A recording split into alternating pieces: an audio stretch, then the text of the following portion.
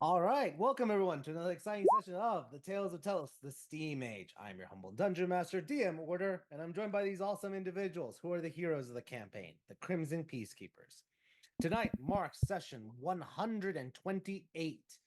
The numbers just keep getting bigger and bigger. We'll see how things go over the next 4 months as we continue on with this wonderful journey. If you're brand new here with us, welcome. We're really excited to have you. It's been an amazing ride, almost 3 full years coming up in August, and campaign's going well with things. And we're happy to have you as you're joining in right near the beginning of a new arc, one that may go into the nine hells either this session or next session. We'll see how things go. If you're interested in catching up on any of our previous episodes, they're on our YouTube channel, Castles and Calamities. If you're a returning viewer, welcome again. We're really happy to have you. We were happy you've been watching all the shenanigans and all the insanity that has transpired over the last 128 plus weeks. So, uh, we're excited to recap what happened last time on 127 as we go into 128. Let's go into a recap. Last time, the group had finished like a week of downtime and was having a big breakfast, reacclimating into the world after returning from the underworld. The group had a big breakfast and then was, excuse me, had a big breakfast and then continued on going about normal days, enjoying an ordinary day without any potential, like anything big going on. That was until Revenos showed up. The Sliver of Grace, your guys' mentor, who then was talked to Erlon, and Erlon discussed some blessing for Eloquin for their union, and he gave them his grace. He did caution, though, that he would have to try to win over Eloquin's mother, which we'll see how that goes maybe in the next downtime. Afterwards,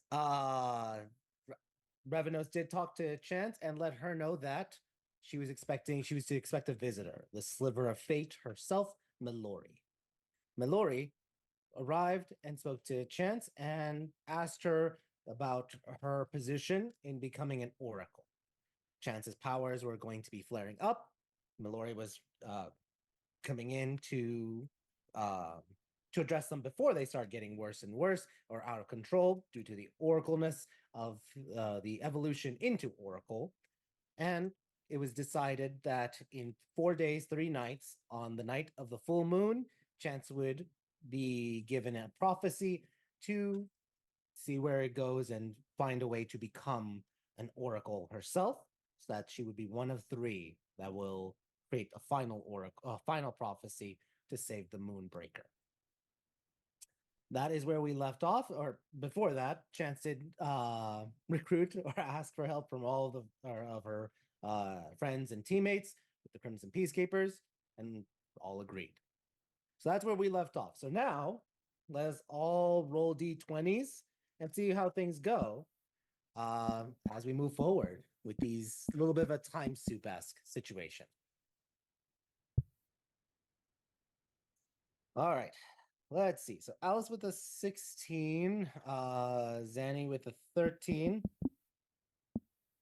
Azrael with a 6. Chance, you're 13. You're gonna... 11. Oh, go ahead, Erlon. I think he said 11. 11. Okay. Yeah. Cool, cool. All right. Wow, you guys rolled. The only one who didn't roll above 10 was Azrael. So it's the reverse. Almost everyone rolled above 10. Excellent. Okay. And an unarmed strike from Chance. Just yeah. Chance just is brawling with everyone apparently and doing 0 damage. Hey, we're gonna do a little bit differently. Chance, you're gonna go first, just outlining what you would want to try to have everyone do initially, and then we're gonna go into everyone else doing what they're doing, and then what you, Chance, are your experience over the next few days. So let me just write that down though. After you give like directions, we're gonna go with Lance is number 1, Alice is number 2. Chance and Zanny, you both rolled 13, so both of you rollies, please. Looks like chance 7. Zanny, did you want to roll again? Just to Oh, see. I figured. I thought you were saying that Chance was going to go because That's fine. her and her thing. Yeah, I'm happy to cede to Chance. Okay. This is cool. this is her show right now. Yeah. So officially, it'll go chance first, but then that's just for like direction. Then with the scenes, it's gonna go Lance, Alice, Chance, Zanny, Erlon, and then Azrael. All right, Chance, what kind of direction? And I know you mentioned before you were planning on making a trip to the Fire Dominion. Is there any direction you would make or give any of the other team members over the next 3 days that they'll be focusing on in their individual scenes? Well, she put together a cheat sheet for all of them that is my journal entry of all the infernal things that she knows about. Okay, maybe not all of that, would have taken longer than I had, but what I could summarize quickly in an hour. You had all week and you had to summarize it in an hour. Yes, I did. Anyways, so she's gonna have to go back and talk to her family. I don't know. I think that might be post prophecy to see what after she has more details. So that might not be ahead of time, but the other stuff, going to the fire plane to talk to the information broker. Anybody who wants can come with, or whatever. It would. He'll probably ask us to do something. So who comes or who goes will depend on who. Probably what that would entail. And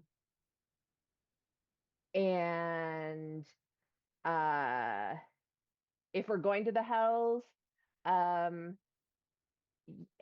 any extra hands to just make rare and above items.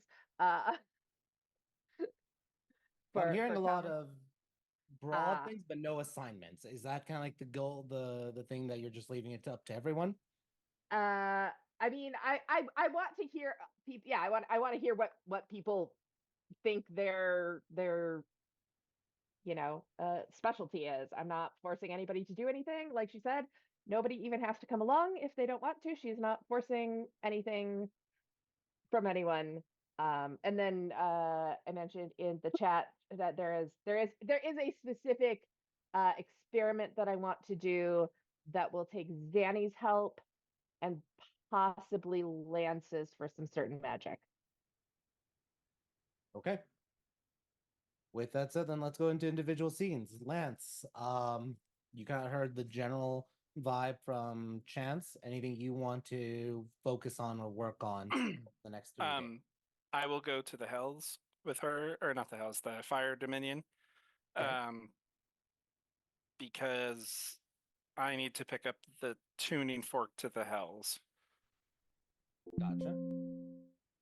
Will you be going with also Azrael, since he also, has his girlfriend over there as well? Yeah, that's fine. I'll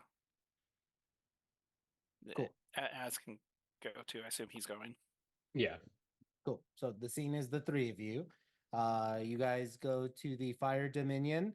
What is the payment for the toll? You know that you don't have to do it every time, but this time you do have to. It's because it's the 3 of you.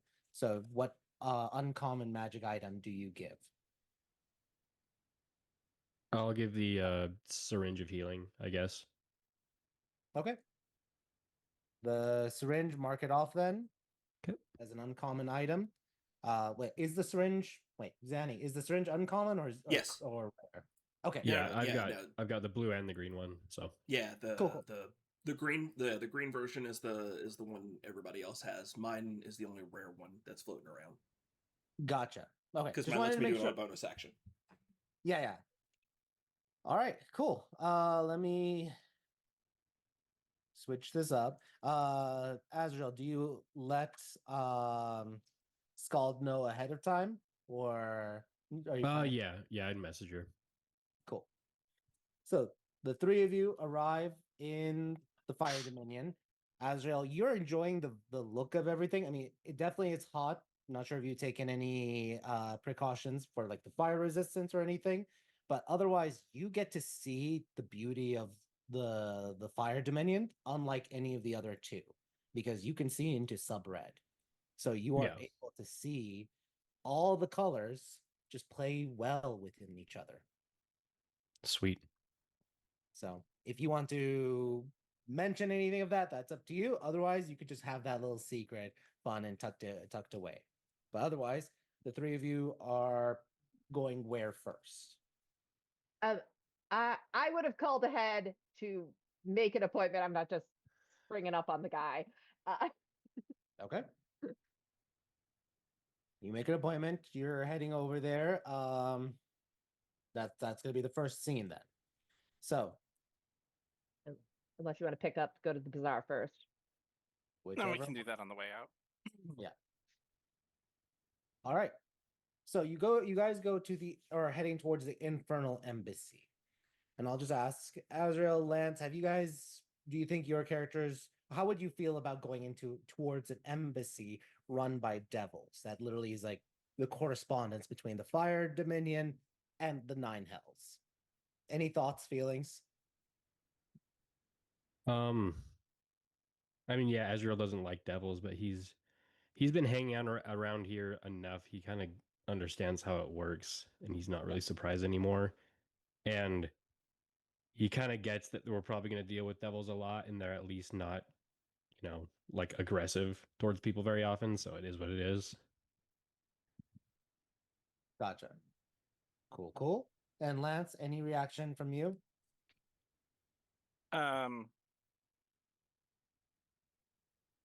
No, Cool. Lance doesn't particularly have an opinion one way or the other about dealing with devils. Yep. All right. You three go over, and in the Infernal Embassy, it is beautiful and ostentatious. It is reflective floors. Everything is different shades of crimson, red, marble, and jewels, especially with rubies and a little bit ruby sapphires and jets, like black jetstone, inlaid with multiple areas around the entire embassy. It seems like a fusion of multiple architectures and a slight perversion on any divine aesthetics for things. So lots of different columns would appear like they're upside down a little bit. You're wondering about that, but they look like they make sense the way everything is. As you move forward, you go to the receptionist, and the receptionist confirms Chance's appointment. And Chance and the three of you, or Chance, Lance, and Azrael, are led to a room, a very minimalistic room, minimalistic by devil standards. You see a luxurious red carpet, the color of blood. You see beautiful tapestries depicting scenes of the hells, and you can see just a roaring, comfortable fire with strange black wood burning within it. It feels comfortable, and it kind of invokes an element of comfort onto your minds, other than the scenes depicting hell in the scenes. But the scenes are in the tapestries are not all torture. A lot of them are showing depictions of the regality of the devils and how they see themselves or view themselves as lawful and upholders of the grand design, the divine dimensions, both the good side and the wicked side, especially as they fight the demons in the blood war. Any conversations between the three of you before Genzis appears? Chance will just sort of give the rundown of her previous experience, the rules of the embassy, like just just be smart and Touch everything. Got it. well, no, but he is a gluttony devil, so if he offers you something to eat, it'll probably be interesting. Is he gonna try and get you that way, or like? No, Okay, at least not interesting. not in my experience. He was respectful enough as devils go. Interesting. I'm not quite as used to these guys as it comes to compared to other fiends, I guess. So this will be interesting. Yeah, devils. It's the lawful thing. Uh, it's more useful to him to not overly offend me because I might be useful to him. So he didn't make me do anything that would overtly go against my morals. Mm-hmm.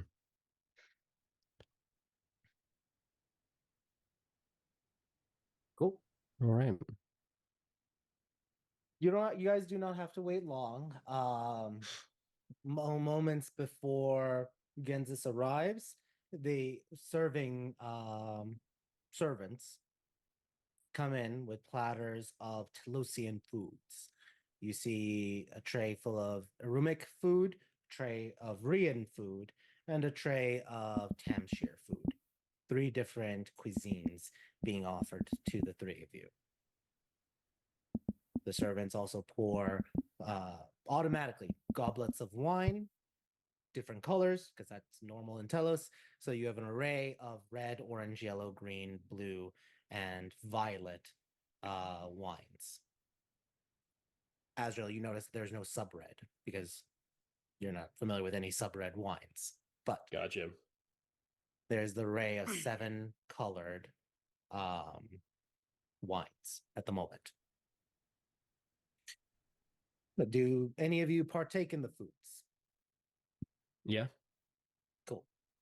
Start eating, enjoying yourselves. At least Azrael, Lance, Chance, are you guys eating, drinking anything? Snacking? Enough to be polite. Yeah, I would, but I think I'd actually wait until Genzis showed up Okay. for the actual invitation, not just like, Yeah. Ah, then I thought he was here. I missed that part. Sorry. Yeah, he's about to come. The food and drinks were sent first, and then he's about to show up in a moment. But the gluttony devil does eventually appear. Let me make sure.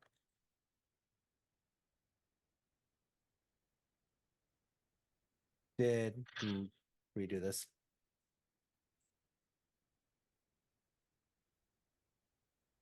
Just to confirm, is the token showing for anyone or no? No. Negative. I'm not seeing it now. Okay. Let me test with someone else. Okay, so that works. Let me. Yeah. Weird. Okay. I'm going to balloon the image then.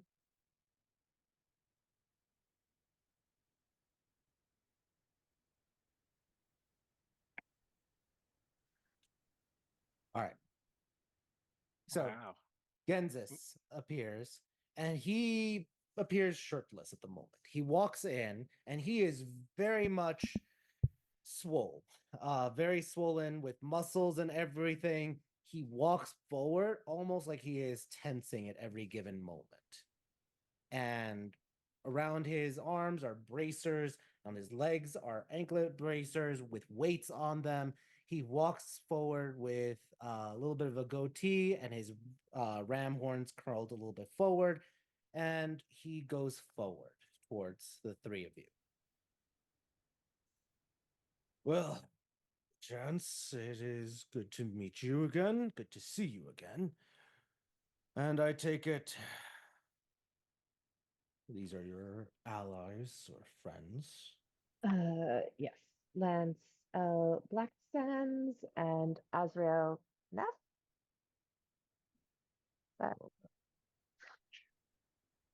You may all, both of you may call me Genzis. Pleasure. Pleasure. Pleasure, Genzis.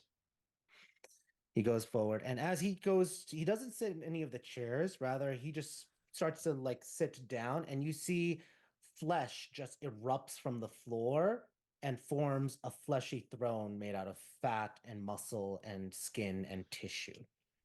He rests on it like an armchair, and you could see parts of the chair fuse into his back for it, an extension of himself. He kind of leans. All right, what can I do for an acquaintance? Well, some time has passed since the last time I was here, and I was hoping for maybe a little more information now that I'm closer to my goals. And there's been some time and some change. Things have shaken up. Mostly looking for information on the woman who took my parents. If there's any. Last time we talked, there were some leads. Yes. There has been some recent discoveries. We've learned a little bit more about her. One thing, to that, as a quick little appetizer of information, we found out what her world of origin was, where she once was a goddess. Yeah. It's a distant planet called Earth. What's curious about that is that Earth's divine gate, much like Tellos, blocks a lot of divine influence. Gods and demons and angels have a very difficult time manifesting there. For her to have survived on those scant, meager worships and traverse the nine hells shows that she is craftier than most other former gods and goddesses. Which could lead to more information now that we know what world of origin she's from. Mm-hmm. Yes. Figure out how their rules work. Interesting. Yes. So, how's the food here? Does it compare much to Telos, the real thing? He grabs a whole skewer of shish kebab and literally just puts it towards his chest, and you see a mouth opens and just eats the entire skewer stick and whole, and then sinks back into like it was never appeared or never had existed before. And you can imagine this devil basically is a walking void of mouths and muscle and digestive body parts, organs, and such.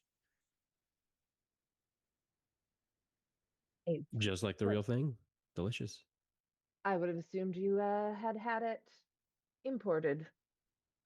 It was.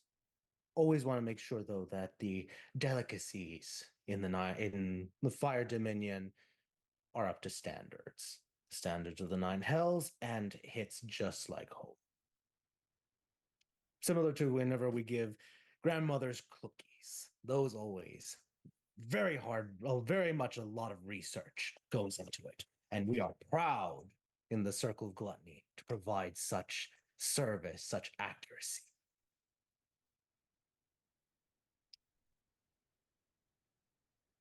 Afraid I never had a grandmother's cookie. Uh, grandmother's somewhere around here. Well, not here, but you know. True. For you, though, I would imagine, did your mother bake quite a much of sugary treats, chance? Occasionally we're more takeout people. Hmm. Very well. I was going to offer to have some food delivered with regards to any home cooked meals from yesterday's past. That is an interesting trick. I like that. You know, as a time wizard or a Hmm. time bard, a time magic user. Very good. Well, tell me, Azrael, what is your favorite food? That's that's a tough one. I'm not a picky guy. I can't say I am. Come now. Chance didn't give me a straight answer with that. Are all humans from Tellos or all peoples from Tellos indecisive on their favorite foods? Sometimes we are. I guess the best food I've ever had was one of those Elysium apples. Mmm, that. So straight from the heavens, I see. Indeed. Makes sense. What of you, Lance of Black Sands? Do you have a favorite food? Jello says gels, all of them. Jellos. If you haven't had one, you should try Where might I find such cuisine? one. Actually, Lance has some in his bag. So he pulls them out because he was experimenting on them before. So he has them in the bag of holding. He has them in the back.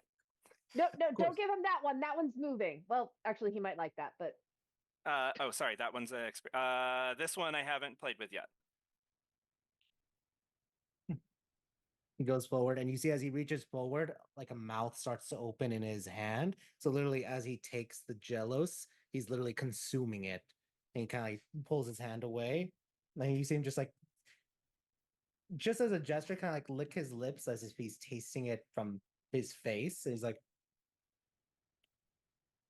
tasty.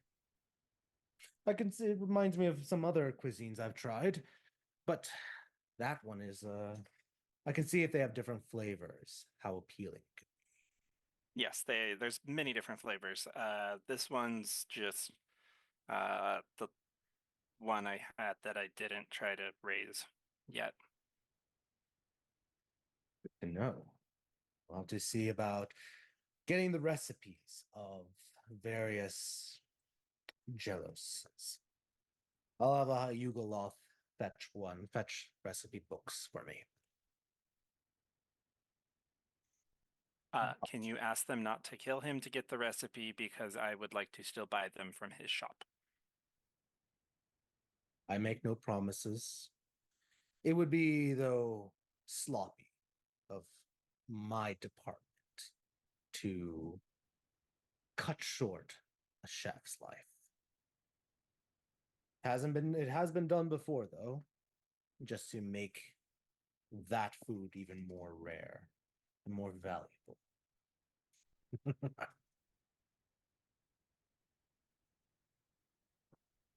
He grabs the violet wine and just drinks it fully and puts it down, emptied. Well, Chance, shall we bargain for more information? Or is that enough of a lead to help you? that is what I came here for, as much as it's feasible. All right. I will say that whatever it is, we don't have a lot of time to do it.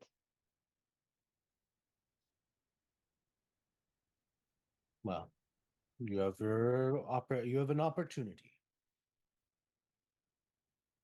You can bargain. fair bargains. Or you can try to research your own and try to see if you can acquire said knowledge in whatever time constraints you have. You know, I'm already doing that as well. Well, if you change your mind, I'll be here. The information may or may not become relevant anymore. What do you mean change my mind? Do you wish to bargain for more Yes. information? Yes, that's what I said. That's Oh. why I came here. Very well. I just said I am also doing my own research. I see. I misunderstood you to be that that's what you're focusing on. So, very well. So, this information is rare indeed. And pause for a second for dramatic effect as I pull up my sheet of infernal bargainings.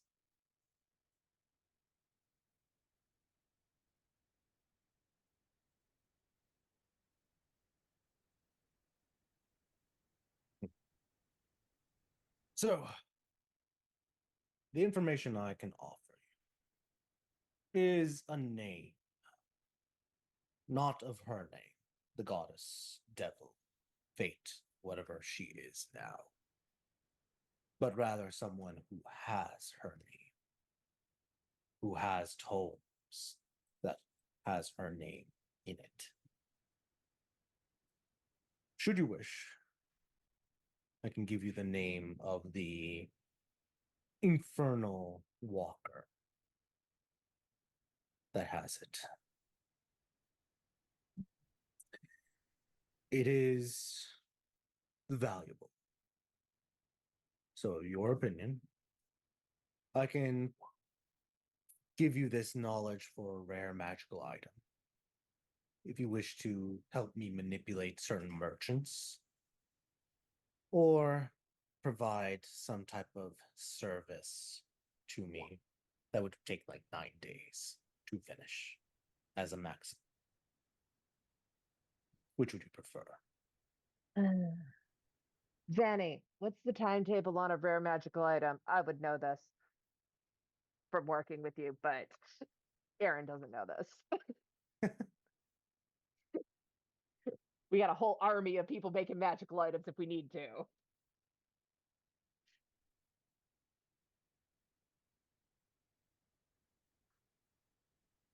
Danny, are you there? Maybe not. I think she said. I think she stepped away for a second. I'm back. I just ran across the house. I'm back. No it's worries, okay. no. Just asking, how long does it take for Danny to make a rare magic item? For me, very specifically, 4 days. A There you very go. rare or a rare? Regular rare. Just A Regular regular rare. rare, 4 days. Okay. Excellent. Excellent.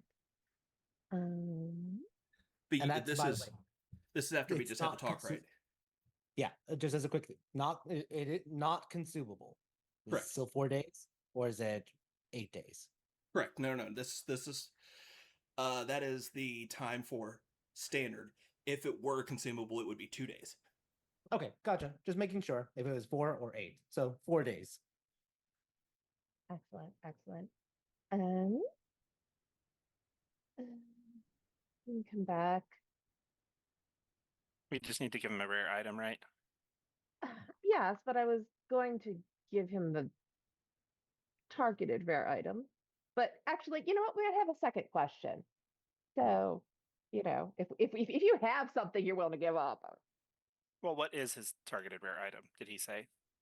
No, I was remember like a couple weeks ago or a month ago in the chat, and I think it was probably you, had posted the sword that makes you taste whatever it touches.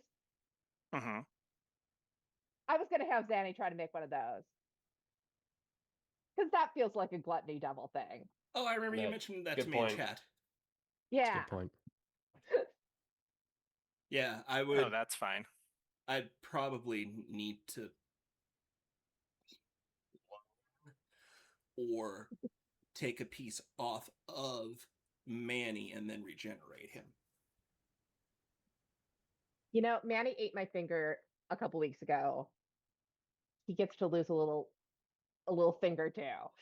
Like, I can, You're gonna cut off Manny's tongue. I grow it just back. like a little bit. And I'm gonna yeah, grow we it right can back. grow it back. Plus, you're a mimic. They grow back. But we'll make it ultra not painful. Yeah, I'll just make it not hurt, and it'll be You're a gonna better put tongue. an anesthesia on your ring and Yes. then operate. Look, we love Manny. He's a I know. team player. And he's the only friendly mimic I have ever seen, and for no other reason, this thing is a case study. He's just a licker. He just gets off on licking her finger. He's not. I think he's just not big enough. She's had him for 6 months. Mimics grow very quickly. I think he's a runt. Yeah, think I Is he think a that's what mini he mimic? Yeah. Is he a mini-mic? Back to the scene. Mini-mic? Yeah. Anyway. Yes, I can make an attempt. we could do a rare item. Great. Let us make it in writing. And you see an infernal script contract forms, and it's an infernal. So Jan speaks Infernal, right? she can't. Yeah, she Yeah. writes, speaks. So you can review it. In essence, it is a binding contract that, number one, you agree to, as part of the recitals, you hereby agree to grant Genzis non-refundable a rare magic item. In exchange, he will give you said knowledge without ever taking it back. So once you know it, it's not like, here you go, then yoink, you lose the memory. So it is binding. You will always know that name for it. No tricks in that regard. Recital number two. You will not reveal that this is where you got this information to any other fiend or celestial or fae. You may reveal it to your allies that you collected this information, but they are also forsworn and not able to tell people that you bargained with Genzis specifically, or any gluttony devil, or any specific type of devil. You may say, like, I got this from like a devil, this information, but you may not say which circle or omit which circle in case somebody tries to do the other way around, saying like, oh, did you get it from a greed devil? No. Did you get it from a wrath devil? No. Gluttony devil? I can't say. So no matter what, you just can't say where you got the information from other than a devil. There's a bunch of other things for it. Severability clause, choice of law being the seventh circle of Maladomi, the circle of envy, where if you have any issues or contests, you're bound by the Pact Primeval and the interpretations down below. Very simple standard stuff. Most of it you feel is like template boilerplate language in there, but the crux of it, no gotchas, no anything. In a quote unquote fair bargain, you give him one magic item that is non-consumable. He gives you the name, and only the name, of the person of interest that has her name.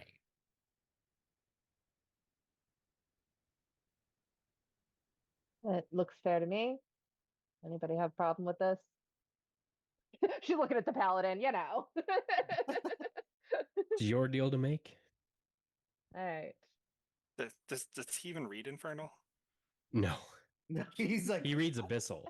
yeah. Which he's Azrael, more of I a will he's say- more of a demon paladin, but Pretty much. Azrael, I will mention with gluttony itself, you know that gluttony, the overconsumption, is a chaotic element. And you can see some chaotic elements in this devil. The fact that it is very flesh, his body is very fluid in the sense that he can make mouths any part of him. Oh, It yeah, is he's almost this- like part of gluttony is the chaos, but him as a devil is the control of it. Even Yeah. Yeah. So, Chance, he gives you a pen and you notice you recognize the pen. You've seen them around. It will use your blood. So as you write, it will literally be writing with your blood in it. It has been sterilized, right? Zanny told me about sterilization. I don't.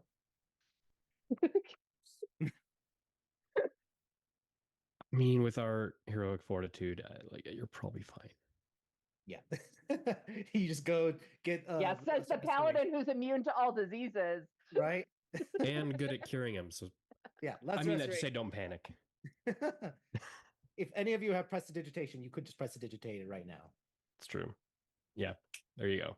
There you Lance has. I was gonna say, I think all of us do. Yeah, right. go. All right. Chance, do you sign? Yeah. All right, you sign. You are compelled to sign in your true name. That is one thing you know as part of contracts. There's no gotcha. It's not like you're giving away the Fae, but it's a compulsion to prevent people from trying to sign under a name and then say, "Oh, that I didn't sign it. That's not my real signature or my real name." So you do sign your full name on the contract. Lance. Takes like 3 lines. Yeah. So after that, the Lance is trying to read her name over her shoulder, like subtly. Chance, do you hide your name or do you let him see it? No, she's never hidden it. Okay, just checking. So you see her name, Lance, and she signs it, and then very much like a kind of like a flare, like in that scene from Ariel and the Little Mermaid when she signs with Ursula. The contract then flaps back up, it seals itself, and then it disappears. The name you are looking for is an infernal walker, meaning he travels often into the infernal realm specifically. His name is Inirhan Emeshan. Yeah, I'm gonna need a spelling on that. And as he says the name is imprinted in your mind, pursuant to the terms of the contract.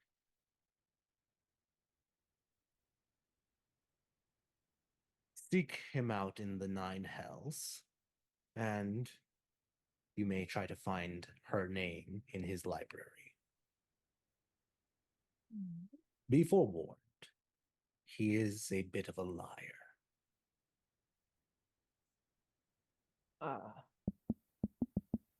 mean, I mean, I'm who not isn't? surprised. The 9 hells. At least with us devils, we have truths in what we say. Right. Even if but it's only 25%. but the books don't lie. Anything that he comes out of his mouth, no. But you said it's Books in a lie book. all the time. Well, for more bargaining, I can give you his exact location, but then we'd be bargaining.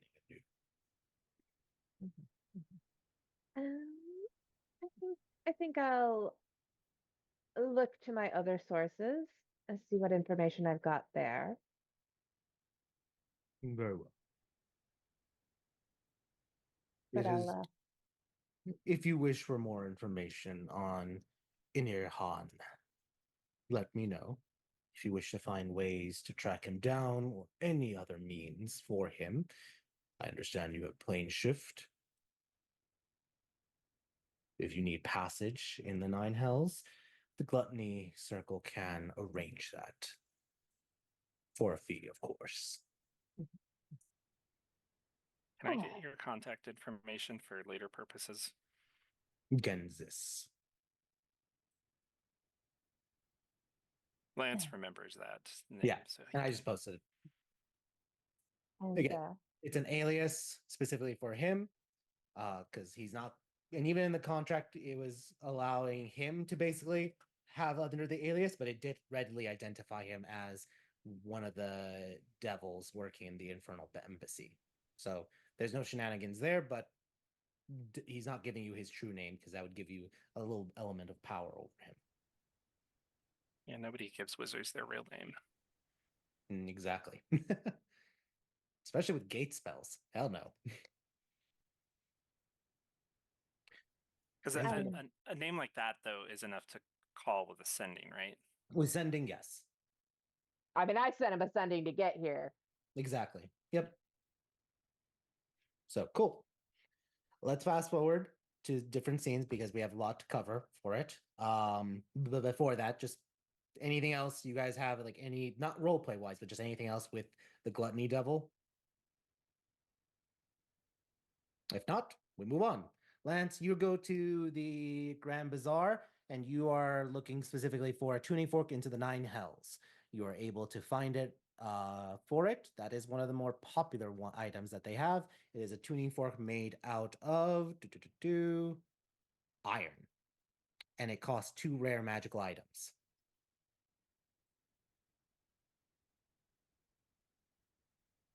Lance didn't think that far ahead.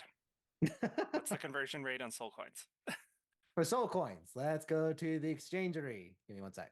I guess I could pull that up too. Please hold. Please hold. Exchange rate for 2 rare, that would be 20 souls. Lance is poor.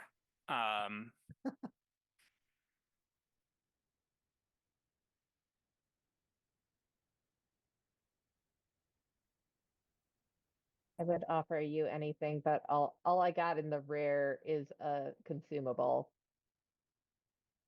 Yeah, and for consumables, it's 2 for 1. So you'd have to then do like 4 rare consumables to equal 2 full rare items. Are we gonna have at least 8 days before we leave? Because Lance is gonna need these back. That depends. You don't know. Right now, it's guaranteed 3 days. You don't know how many more after that. And also, I mean, So, well, What? Sorry. Okay. What's the gold rate? for the gold rate, it would be specifically gold. It would be 3,750 gold for each rare. So double that would be 7,000 gold or 70,000. So you're short 2 rares right now. Lance will hold on, please hold. Pause for a also, sec. Zanny, do you want to say that out loud? In D&D Beyond, I've been updating our actual party inventory, like the stuff we just have as shared inventory. There's a whole slew of items in there that we could have, that you all could have taken with you for trading fodder. Like there's a longsword +3, chainmail +2. Those are like very rares. There's a staff of power in there we have never used. A mantle of spell resistance, ring of protection. There's a whole shit ton of items in our party inventory that we could just use. It's what we've been saving it for, is for trading here. also didn't know that existed. You've been asking many, many times for us to save items, and I have been saving items. So I totally forgot items. about that. Uh-huh. You have It's items. funny, the wizard Excellent. and the bard wizard both This forgot. is what I do. I prep you people. Well, now I mean, take them and go. Now take them and go. I did look in the Discord party fund, and I didn't see a list. I That's didn't where realize I it have. was here. Yeah, no, it's because I took it over, and the last time it was updated, I took everything from there, and it's just in D&D Beyond now. So anybody in the party can just go look at it in the D&D Beyond. Shout out Zanny. Shout out Zanny, yeah. And if you guys It ever makes want to, you can sense, just 'cause click the Zanny's- equip button and equip it from there. Like you can put it in your person from there.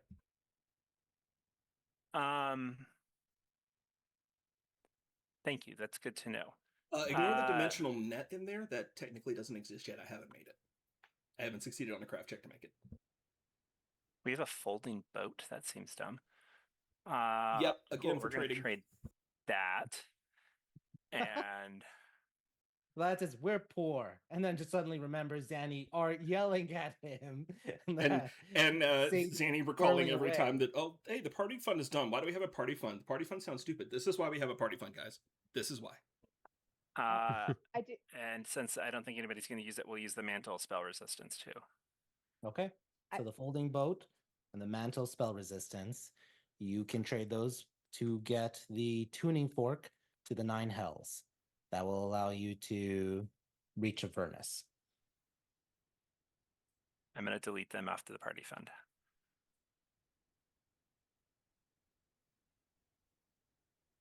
But now, Lance, you have that, and you can always travel to the 9 hells whenever you want.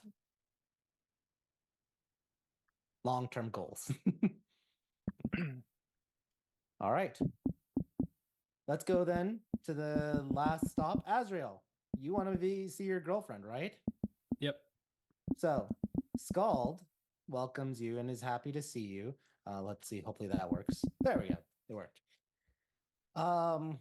Welcomes you and is happy to go on a date night with you. Do you accept or refuse? Because you have to go back, or do you have them the Lance and Chance go back home by themselves? Well, how much time do we have again? It's up to them. 'Cause I thought Because right now it's time soup. You have basically like a couple of days at this point, 2 more days before a prophecy is spoken.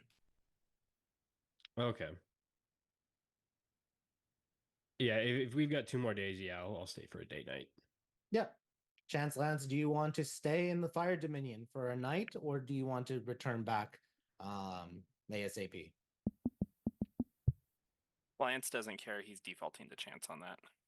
I've got too much stuff to do. Okay. Okay. Understandable. We'll see you later. Bye. See ya. Lance, you plane shift with Chance back. Azrael, you're able to enjoy date night with Scald, which we will get to in another scene. Okay. Cool. So Lance, any other things you want to do before the night of the full moon?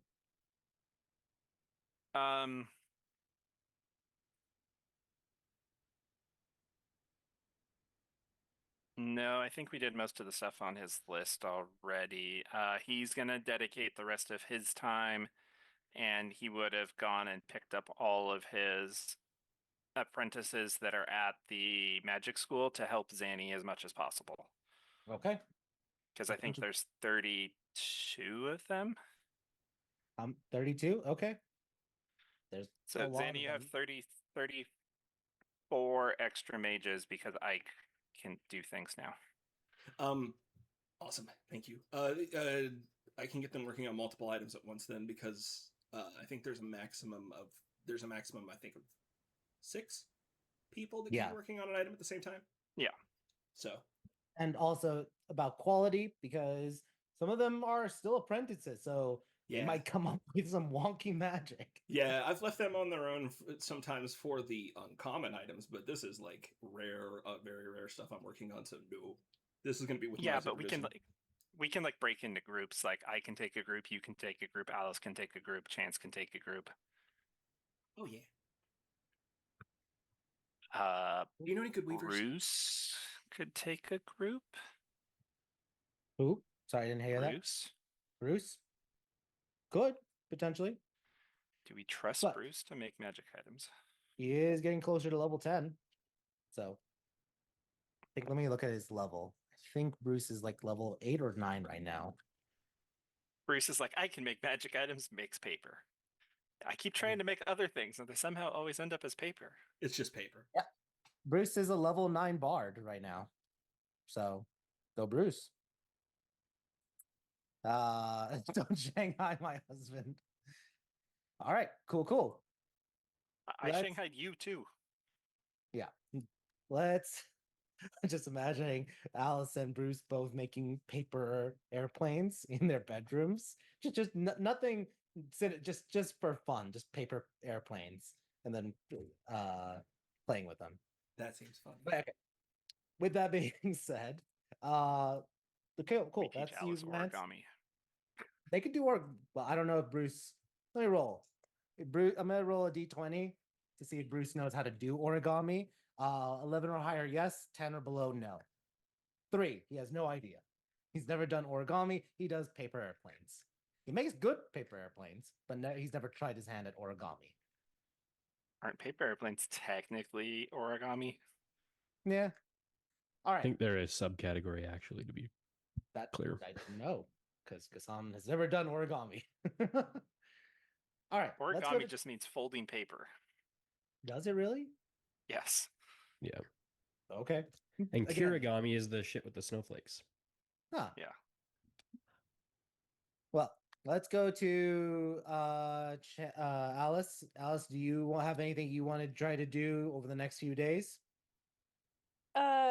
Yeah, I'm working obviously during the day. But Alice is while they're gone gonna go honestly check in with Erlon. Because we have, a whole like he's got a meet the mom thing coming up and we have a proposal to like plan. This is very important stuff. So, Sorry, say that one more time. I got distracted by someone. So you're planning on going with Erlon for what specifically? a DM listening to me, that's where I'm going. Right? Don't no, I said Erlon has a lot of stuff that needs to be planned, and what am I if not a party planner? So we have to get him ready to meet the mom, and we have to, start working on a proposal and finding a ring, and so I'm gonna help Erlon with some of that stuff after work. Okay, great. Let's go into that scene. So, Erlon, I'm not sure how good your audio is, but you ready?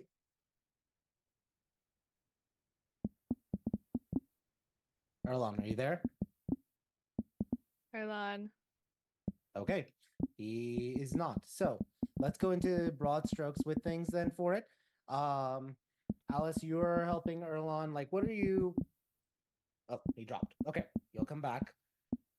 You're helping him especially plan for things. How would you try to help him plan? I guess one of two things: either meeting in-laws, because meeting Lady Bryfina, or him trying to come up with a proposal for Eloquent. Well, honestly, she is going to like start with the whole meet the mom type situation, and Great. she is going to use her own mom to like she's gonna tell her mom to like, oh, Erlen, Hey, you're back. Erlon, you're back. Great, we can hear you. I've been here. Yeah, so I could hear everything. I can't talk for some reason. Microphone went to crap. So, um, I did hear when Alice was going to come to me so we can plan my meeting of a possible future mother-in-law, Yeah, and and then that's the what planning of the Alice is trying to proposal. help you with, Yes. is Yeah. prepping for meeting family-in-law. So Yes. And I'm using my mother, so she is gonna act as Mm. Eloquent's mother, and you're going to have to impress her. And she's not an easy woman to impress. yeah, let me try to find her. I don't think I've ever impressed token. her. Mhm. Don't worry, Erlon. If Bruce can do it, you can do it. Uh, And Bruce has money. Erlon has a gym. Wow. Thank you. Erlon might be worth more than Bruce at this point. Oh, I certainly am. All right, let me just try to find the token because I want to pull it up. Let's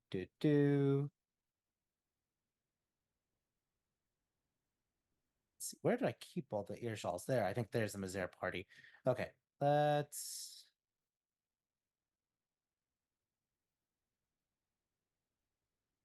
No, not that one. Okay. Sorry, I'm gonna pull her up and then we'll be able to. There it is, Mazare Mansion. Let's see. There it is. Isadora. Let me grab her token.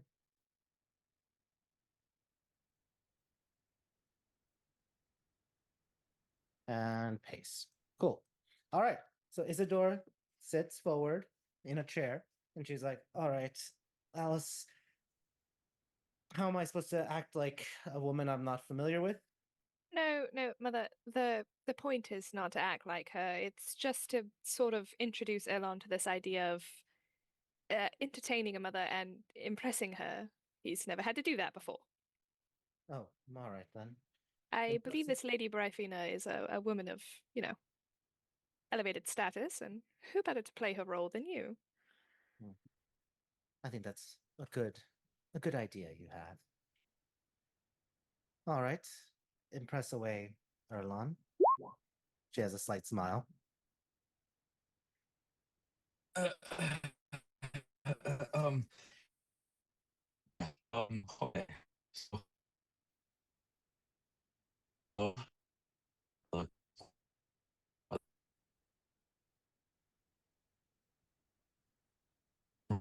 Erlon, if you're talking, you're coming off very choppy.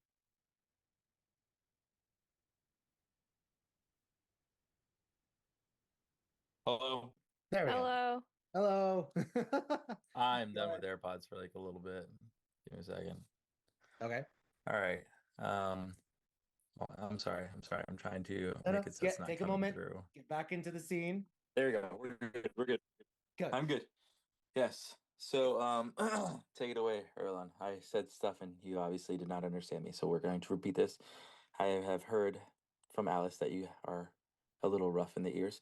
Um, so, it is a pleasure to meet you, Eloquent's mother. I am Erlan. I hope she has spoken of me to you before. She has. Good. And what do you think of a man like me? Oh, Elon, that's probably not a question you want to ask. Oh, what do you mean? What do you mean? What do you mean? Look, you, you want to start being a little bit more indirect, slide your way in there, don't kick the door down, you know? What? So you want me to? I've slid Ask, in plenty of fights. I can definitely ask about her, what, she likes or ask about Eloquent. I already know about Eloquent. But that doesn't matter. You don't know her mother's point of view, and what does a mother love more than talking about her children? Oh yeah, that seems good. But I mean, we're the whole the whole reason I'm talking to her is because like I'm just basically going to do the same thing I did with her uncle. You know, I'm just going to ask her if it's fine that I marry her daughter. That's fair, and you can obviously ask your her permission. But Yeah. you don't really want to start with, "Do you like me?" Because the answer is going to either be, "I don't know you," or "No." And at this moment, I would say if I'm Eloquent's mother and I'm not familiar with how I'm supposed to feel, I would probably say, I don't know much, or I don't know what to think of you. You see, so the reason why I was really asking that question is because I already know me. I thought she was just only gonna say like a good thing about me, and Erlon, that would impress her. Yes. I would suggest polite conversation and also things about yourself so that Ah, I can hear from you who you are. I've heard from Eloquent. If I'm Eloquent's mother, it's just like with Alice. I know who the players are. I've heard Alice tell me about you all. I still want to know and hear it from you to decide if it matches what I've heard. To help me form my own opinion.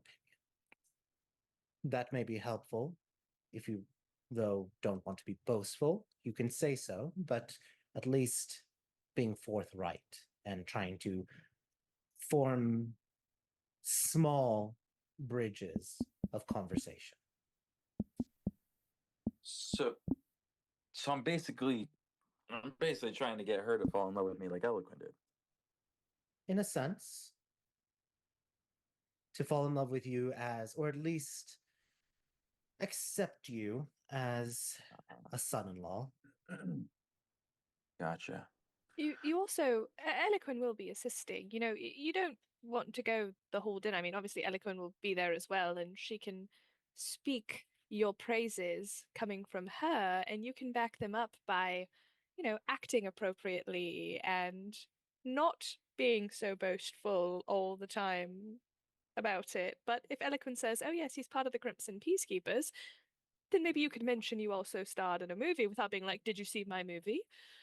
Ah. But I'm still talking good about myself. Yes.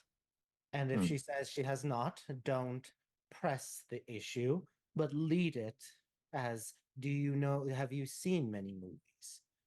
If she says no, then offer a night out to go see a movie at the cinemas. It shows that you have a foothold in this industry while not coming off as brazen or overly boastful. It is still a boast because it is your movie, but then you are gently redirecting to the cinemas in general. Gotcha. Okay. I think I get your drift. Same thing with newspapers or books. If she hasn't read a book that you've read, ask her what kind of books she likes. If she hasn't been reading the newspapers, tell her a funny story about a newspaper that you were mentioned in, but don't make that the focus. Dropping little bits of your own accomplishments without focusing on them will make her know that you are a man of many talents and means without it being blatant. Also, when in doubt, show don't tell. Well, Does Erlen immediately show his muscles? He just said like that. That's not me. Just saying, like that instinct He does for Big Red. He Just does to flex. the eyebrows up and down. Yeah. That wasn't Isidore. That was just DM saying the immediate instinct to flex. Show, Instinct to don't flex. tell. Hey, Eloquent's mom, check out these. Oh my gosh. Okay, so conversations like that happen. Anything else, Alice? You're doing any other conversations, research, anything? She. Oh, during that time, she would have also asked Erlon what type of ring he wanted. Oh, there's different kinds. Yes, but do you think she'd prefer an emerald because it's green? Oh, yeah, she does like the color green. Or do you think it should be a that's a good one. diamond flanked by emeralds? Or I was thinking more red. Why not red? why don't we incorporate both an emerald and a ruby somehow? I can ask Lance. He's a jeweler. Oh, I was going to wow, go I ask didn't- Lance that's- anyway. I just wanted your opinion on the matter. No. If you think Lance is the best person for this, I trust your judgment. You've been helpful so far quite a bit. So, yeah, no, that would be. I don't know. It would basically show love, just how it intertwines and is ever flowing, as one would say. Huh? Of course, darling. You should become a jeweler yourself with those ideas. No. I'll depend on these muscles. Not with all these muscles. And yeah. Oh, by the way, I have what I was thinking of. And then I'm just gonna DM it to you. What about that? Yeah, I was posting a couple of rings in the main Discord channel. If you Ooh. consider Erlon as well. That's Oh, a Lance topaz, also but got I'd I do like an this. emerald. Also, those are phenomenal. Those are beautiful. Those are Much better really than good others. ideas. Yeah. Those beautiful. Yeah, I like it. damn. That's really actually really, huh? Yeah, I was going with the gold, but no, the white gold or the silver definitely looks really good to accentuate. Alice, is that a sapphire or It's just a bluer- topaz, but you Topaz? can Okay. Topaz. magically I do make like it that an one. emerald. Yeah. I You just can wanted to make sure. I was magically. like, So that's what I'm also gonna do. I'm gonna go ask Lance whenever they get back, if he can make a ring. yeah, Trying let's to pull Lance. Lance, you're pulled into this conversation. Alice, go ahead. Lance, darling, you are a jeweler, correct? Is that like in the designing like goldsmithery as well, or is it just you make jewels? Lance, you there? Oh my god, he's dead. A Finally. true jeweler. A true jeweler. True jeweler. I finally sorry, got him. Yes, There we go. I took handcrafting jewelry as my art in school because I needed to do something, and I thought one day I'd be cool and make a bunch of magic rings and make 7 magic rings that when they connect they do something really cool. Okay, so you could in fact make a ring. Yeah. Okay, will you make Erlan's engagement ring? Sure. I have an What kind idea. of- What kind of materials do you want? Gold, silver, platinum? Would Erlan have wanted white gold or gold? White gold. A man of white gold. Preferably white gold. Platinum's very expensive. I would know. Do Platinum. you want He would go real with white platinum. gold or do you want electrum? I don't think it matters. I think the color matters to him. Okay. So we want that like silver tone white gold. Yes. Lance is taking notes.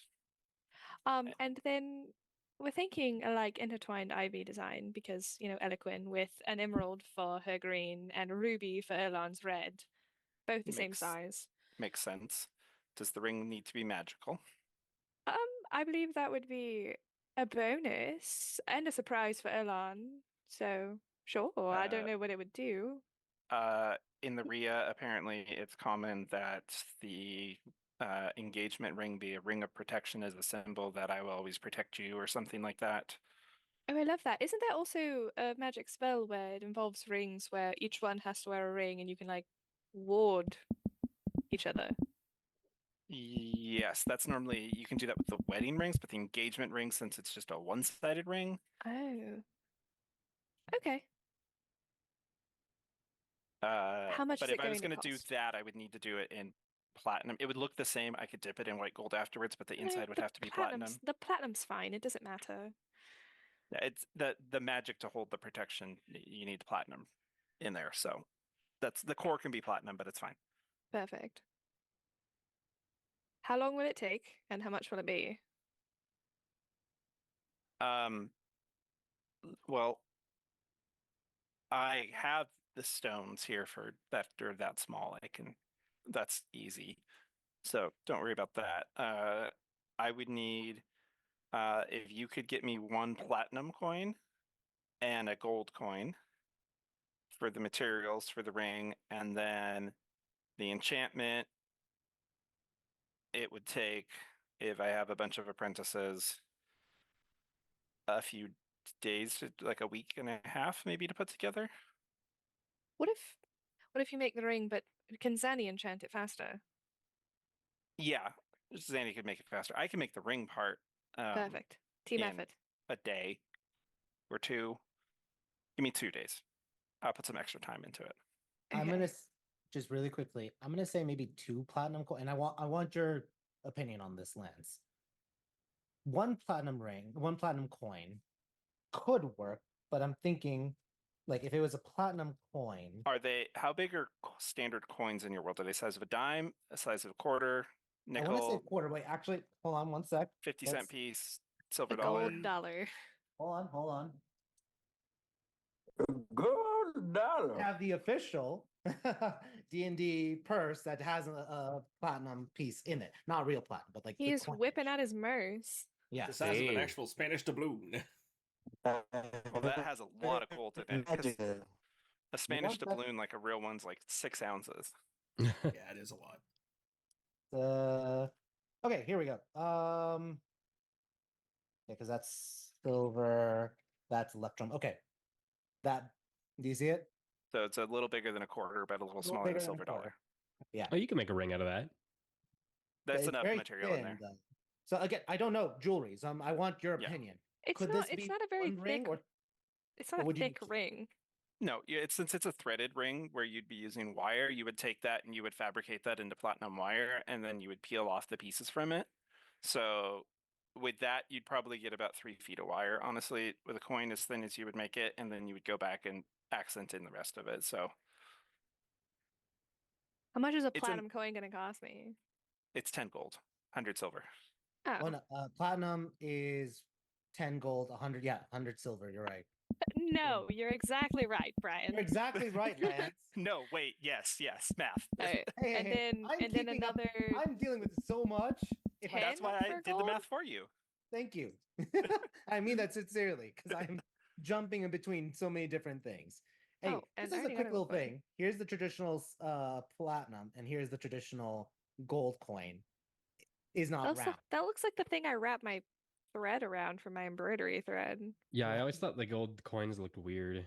Yeah, and then silver is actually triangular coins.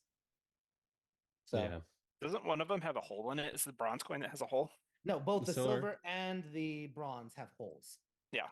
So that's how you can tell them apart from like the electrum, which I mean the electrum also has a hole in it. That's what differentiates it from the pure platinum for it. So the lower three denominations have holes punched in them. Makes sense.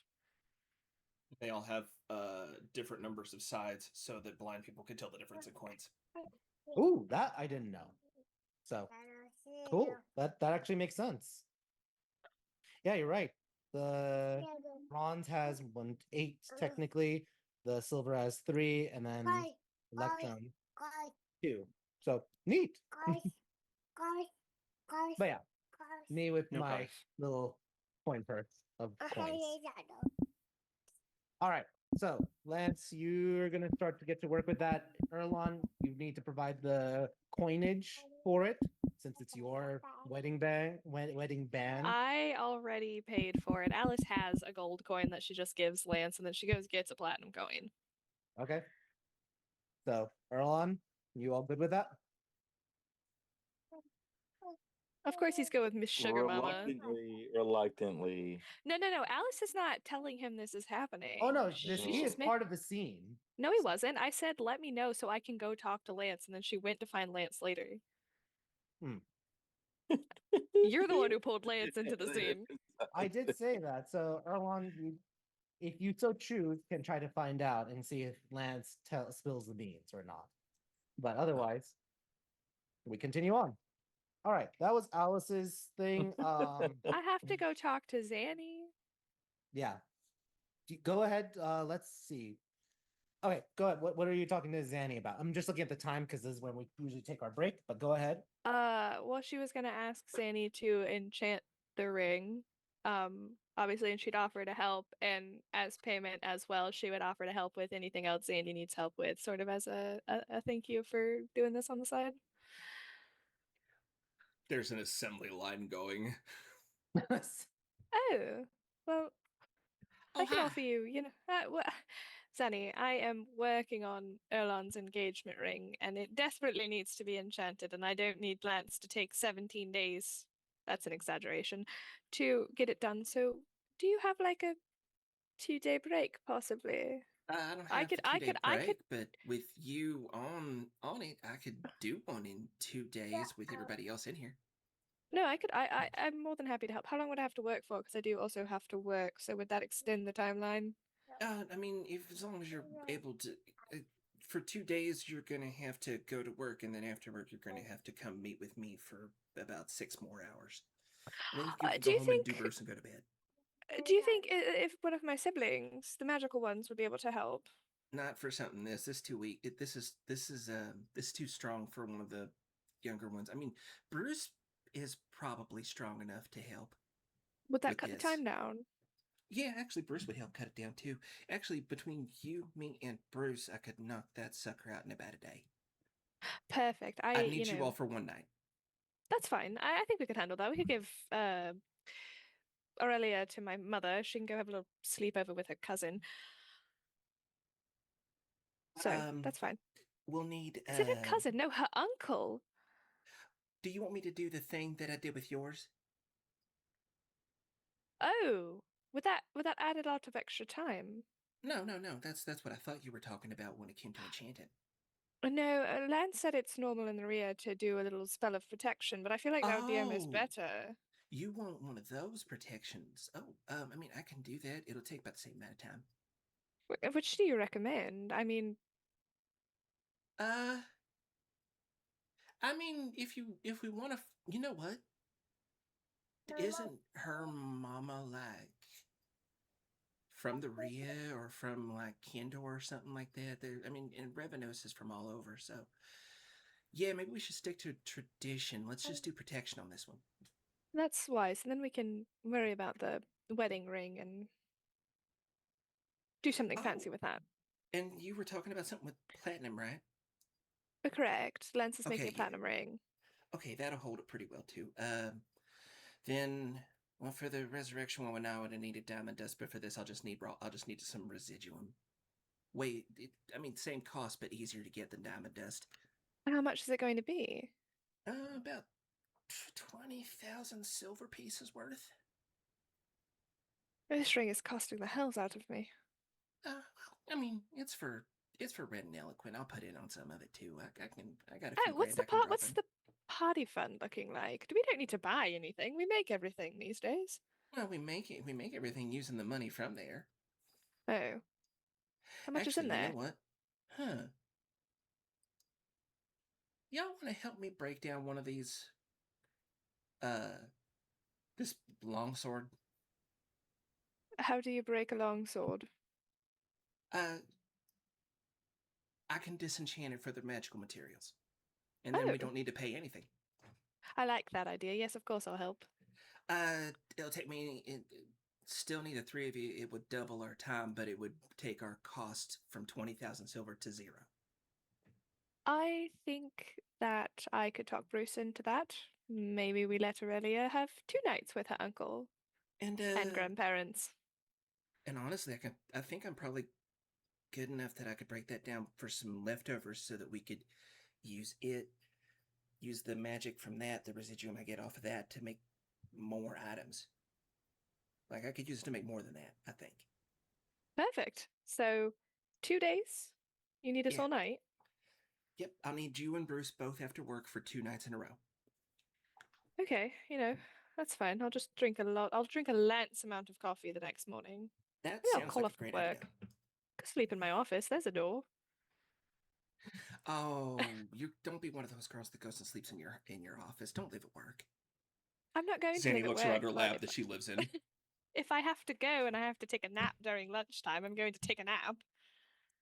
Oh yeah, no, I get you.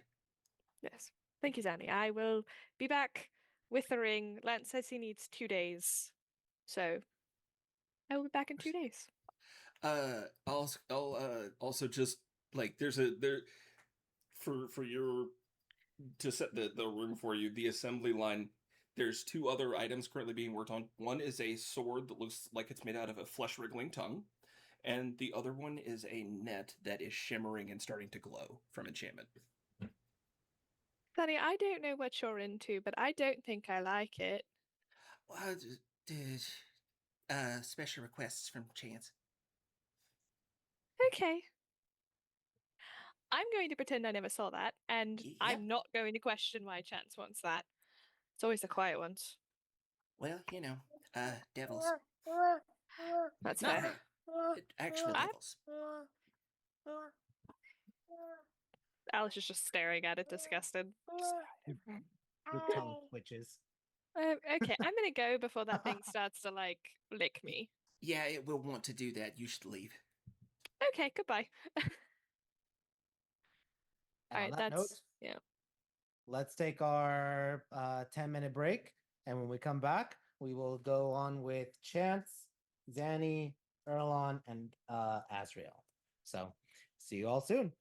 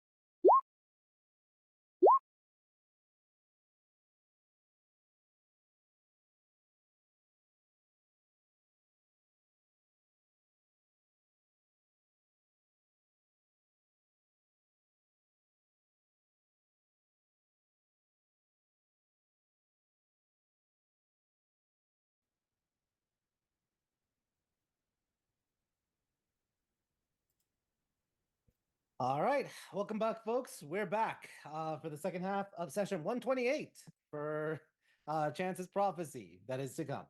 Last time before we took our break, we went through what Lance was doing, kind of like the next few days.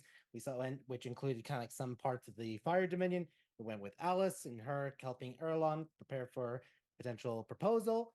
Let's now go to Chance. Chance, I want you to roll for me 3 wisdom saves. This is going to represent each day as you get closer and closer to the night of the full moon.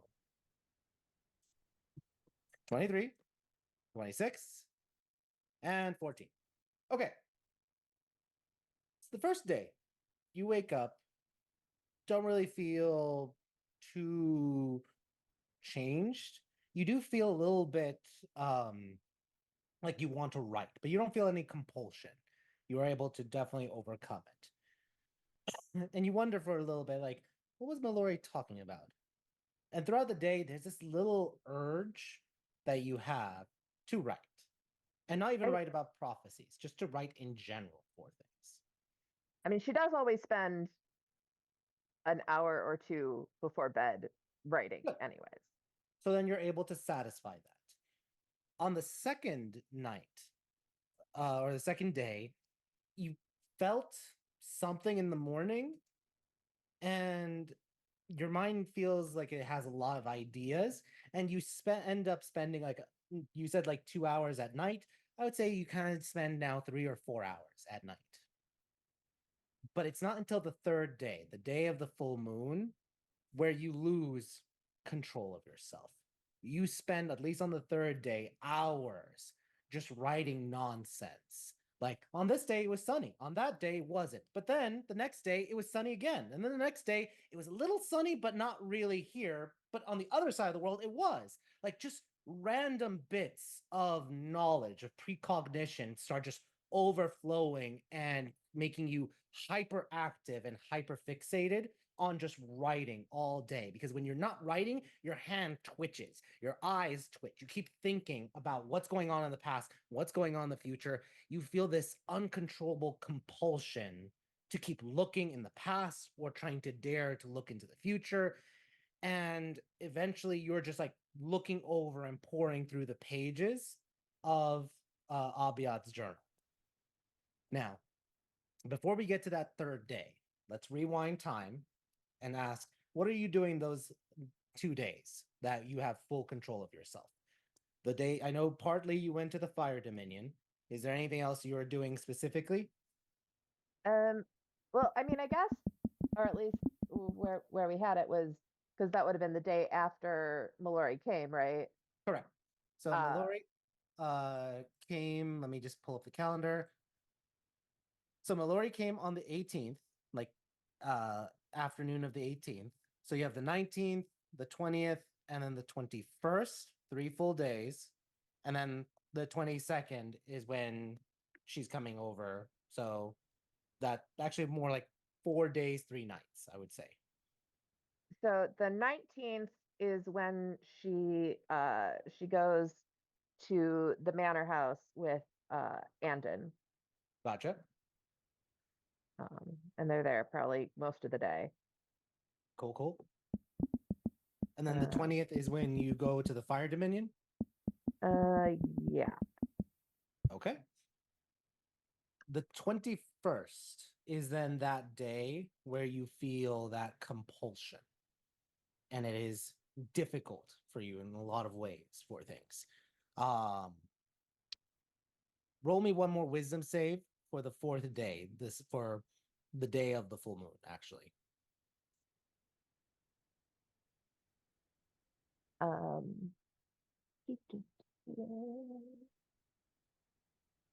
Again, okay.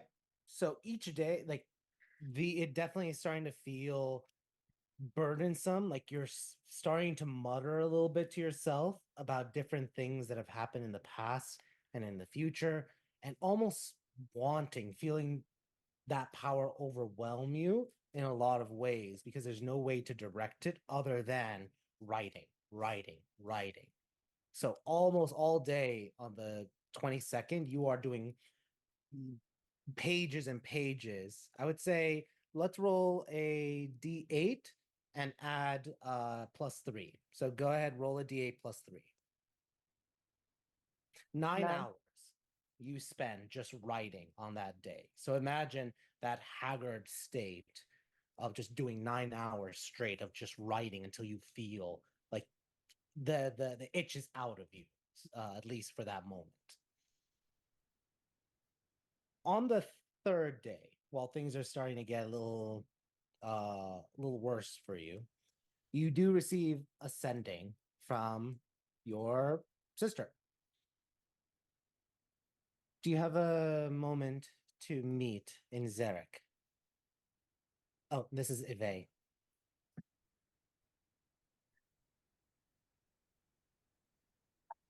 Yes. Where? Time. The mental thing can usually identify who it is so long as you know them. So I don't have to sign off. It's chance. Good to know.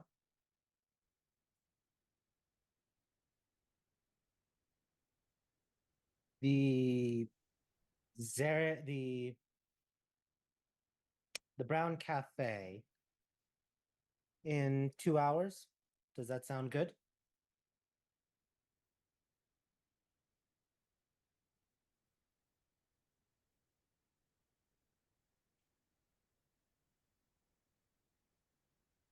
And if you're talking, you're on mute.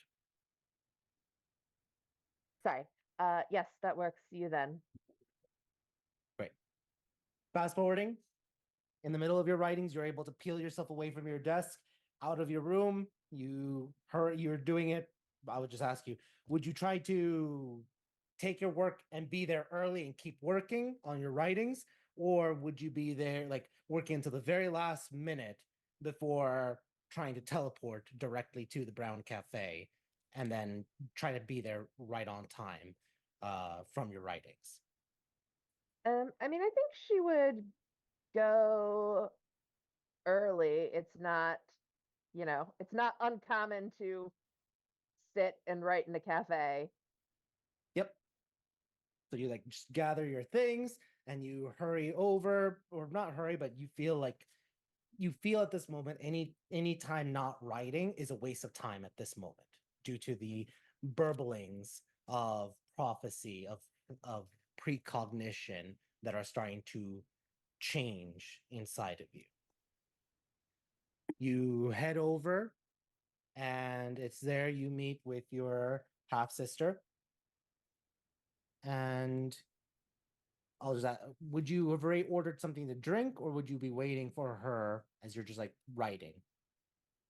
I mean, I think since she got there early-ish, that she would order something so she wasn't,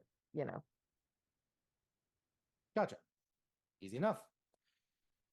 Eve sees you kind of like having a drink already, and so she goes and she orders a simple latte, and then she comes down and sits down, um, looking at you, and she kind of like nods slowly.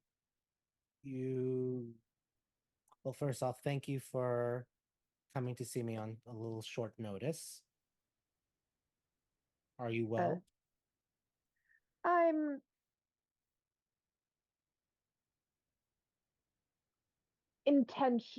not intentionally unwell. I'm well enough. I'm going through a little um prophecy mania, but um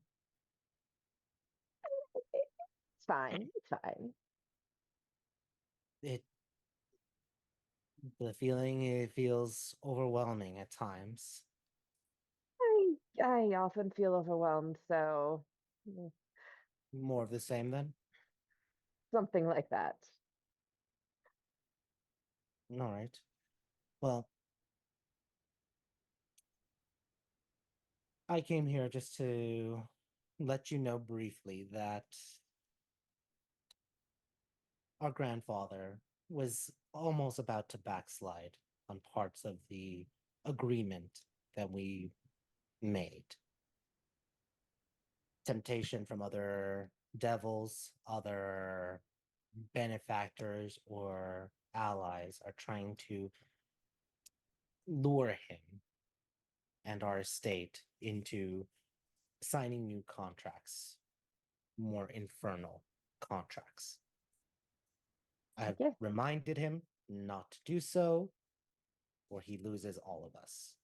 And I told him that I am keeping a watchful eye on things with my own with my own CRS powers. Mm, you know, we offer. I offered them other patron routes if they deigned to talk to me. Uh, if it's still a thing, if they're still so concerned of that something's going to happen, uh, um, I need to talk to them. Anyways, can you not today, because obviously I'm not entirely um super eloquent today. Maybe tomorrow. Um, uh, uh, Arrange something for me to speak with. Um, I know grandmother was supposed to find out information about everything that's going on with my parents, and that's going to be relevant soon. I think maybe she just waves at her head again, like it's all up in here. With all the jingle. Wait, do you have your gem, your jewelry? Like, does it jingle or is it just more like bracelets? I mean, her definitely her wrists are bangles, so they definitely make noise. The jingle. Okay, gotcha. All right. She's like, we'll see what we can arrange. I know that with the idea of another patron of a celestial nature is a little appealing, but I think it's more of the familiarity and unfortunately the lure with money and power, whereas celestial patrons tend to require certain good deeds being done. I'm sure we can find something that fits there, but I mean, I don't know how much you know about the specifics of their original infernal agreement, but like it doesn't seem like you can go shopping around. Like if you go to a different court, that might, anger the greed court that you left them for something else, and in going to someone within the greed court, I thought they were already talking with mm, some pretty high-ranking officials. They are, and that's why it's a dangerous gambit to have different courts vying for the same family. Yeah, yes, yes. Let's, yes. Um, okay, all right. I'll think of things, or I'll try to. I can't think right now. I'm sorry. It's understandable. I used to go to the observatory to try to block it out and just look at the stars. Yeah. Funny how it ended up that's how we first saw each other. Yes. We should go again soon or something. It's been a while. It has. Well, I'll leave you to your work in Romania. Hopefully you can get a prophecy soon. Yes. Did someone approach you with letting you know to speak a prophecy? Yes, yes, and I'll be all right tomorrow. I actually have it scheduled. Like I said, this is a bit my choice. Um, a bit of a poor choice, but also I think worth it. I think I needed this. I think you know sometimes you need to go a little crazy. I'd say that that is accurate from what I've seen. All right. I'll leave you be. Enjoy your coffee, and we'll be in touch. Yes. Yes. I'll see you soon. She takes her leave, and you continue to pour through the notes in your books and everything. I want you to roll. Well, let me just quickly check one thing.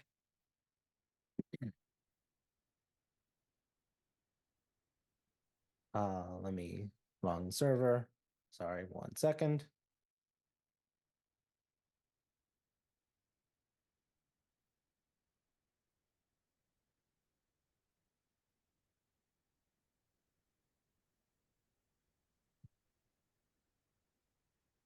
Okay, I want you to roll me a d6.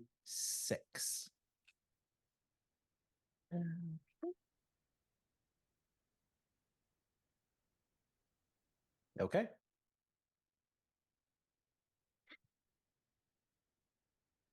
That's actually was kind of like one of the better routes. All right. As you pour through the different parts of the journal that Abiad left you, you start to see some pattern of a numbers in each of these pages. After you calculate, you get one number. You calculate the next page, there's another number. And in the madness and the throes of it, you start writing all those numbers in a row and then start looking at them. And for a moment you wonder and you start trying to bracket them. And as you bracket them in certain manners, you're able to, with each of the chapters being finished, you're able to find a number that correlates to coordinates. And what you're able to ascertain through these coordinates, you start to see that it is also realmic in that regards. Roll me an investigation check.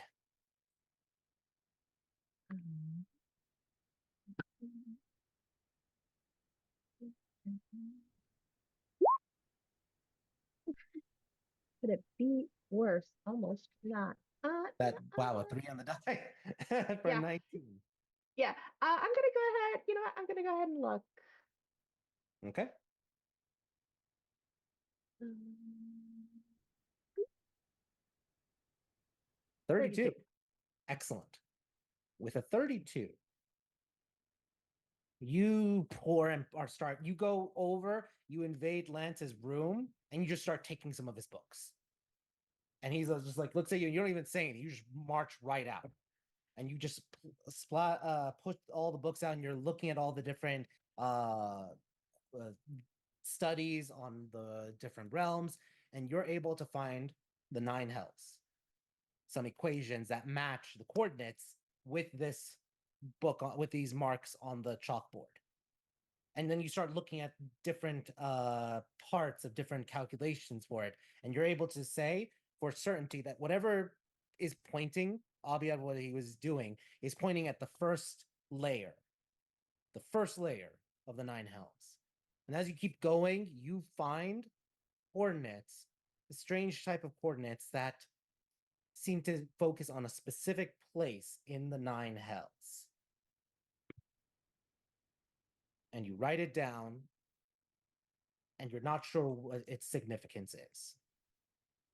But the last page of the book of Abiad's journal just suddenly has one word at the very end of it. You decipher the math. It was a very simple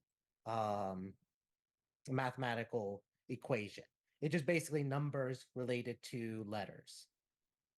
But when you decipher it, it reveals one word: library.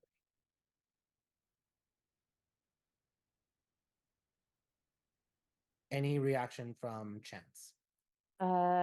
She's uh excited. She again. She kind of got the mania brain, so she's just sort of like eureka, like she doesn't know what she's eurekaing quite yet, but she's like, this is something, this is important. I don't know what this is, but okay, what if I, and then she's, going off on in her own brain on new tangents of like, you know, what it could be, what's next. Okay, yeah, doing her own little, math or whatever, but she's just like, yeah, she's very excited, and it's definitely in a manic way. Like, Yeah. Awesome. Well, before we get to your prophecy, let's go to the rest of the folks for it. Zanny, you're doing an assembly line, right? Anything else you're Yes. doing? No, I think it's just a couple of days of that meme from the movie Apex where Taron Egerton is just dancing to the Chemical Brothers. And it's just Okay. it's just Zanny fully in her element, vibing for like several days as she is just assembly line crafting a shit ton of stuff. There you we go. started off I talked to Chance in the chat, and the breakfast on the 19th, she was shorn and had her hair regrown so that and styled so that she could have her meeting with the gluttony devil. And I think the night before, if Az would allow it, I probably took the time with him to go ahead and do the same and grow his hair back out the way he would want. There you go. Chopped off hair and then using tonics to regrow it. Yeah, sounds about right. Yeah, thematically, my coiffure is since I'm an alchemist, it's a shampoo. Shampoo. Okay. Yes, yeah. I've had it since the first episode. My coiffure is a shampoo that is labeled Furious Fabulous Formula, all with P's. Furious Fabulous formula. Okay. Yes. Awesome. And both of them are just getting shampooed and getting their hair done. And then after that, it's just I'm working on a tongue sword and a really weird net. There we go. And both of those are. I'll go ahead and roll my craft checks for those because these are of high enough quality, and also I'm doing them as rush jobs, so I can fail them. I have advantage. If any bards that are assisting want to possibly help me out with some inspos, that'd be tight. I already do have advantage, but I could use some extra dice to the rolls. Always, if I'm not in if you're not like if I'm not going crazy, you got it. so the first one was for the tongue sword, and I didn't need the help because I just rolled a nat 40. Nice. Nat 40. Jesus. Yeah, I have plus 20 to my crafting check. So the tongue sword is good. It's real good. So that's done. With a nat 40, I'm just like, okay. I think thematically I was like, I'm just so interested in the concept of this. I am hyper fixated on this. Okay. I'll give you roll me before you roll it. I'm gonna make you roll a D100. Okay. 50 or below, you are going to make a double tongue sword. It just mutates. I mean, this thing, it is a mimic. It does regenerate. 50 with a forked tongue, basically. So it has like two tongues. All right, so D100, you said? Yeah. If it's 51 or higher, you will make two of them. So you can keep one. Go ahead, roll a D100. Will I want to if I do that? It's a 44. Double tongue. So, yeah, you're not sure what it will do, but it has two tongues. It's like I made it with a I thought I made it with a non-mimic pommel, and it turns out the mimic at some point in time, the mimic tongue ate it, and then it just decided to duplicate itself on the other side. I'm thinking thematically, it's not just okay. We're getting weird, but this is fine. Pick one. do you want basically a sword that basically can turn into kind of like a staff with two blades, sort of like a double lightsaber? Or do you want the blade to also, as it licks the target and makes you taste it, the target also tastes you at the same time? Your choice. Ooh. This one is a gift for a devil of gluttony. I'm going to go with the latter. Okay. That's weird. I'm going to go with that. Yeah. It is a double tongue thing that can allow the person to taste the wielder to taste its the whoever it attacks, and to make the attacker also taste parts of the wielder. Hilarious if the wielder has a contact venom on their skin. Exactly, or an infernal body Yeah. that is very toxic to people. Okay. Alright. And then Any I need to do reaction one to more for creating the this net. abomination? I think as it just like as it's because Zanny built it for purpose, and then it starts mutating and does that, and she's just like,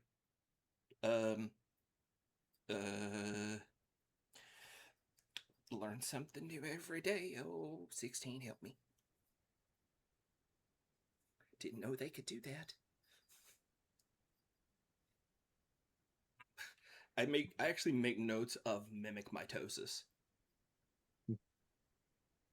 Okay. I'm gonna make notes for this on mimic mitosis.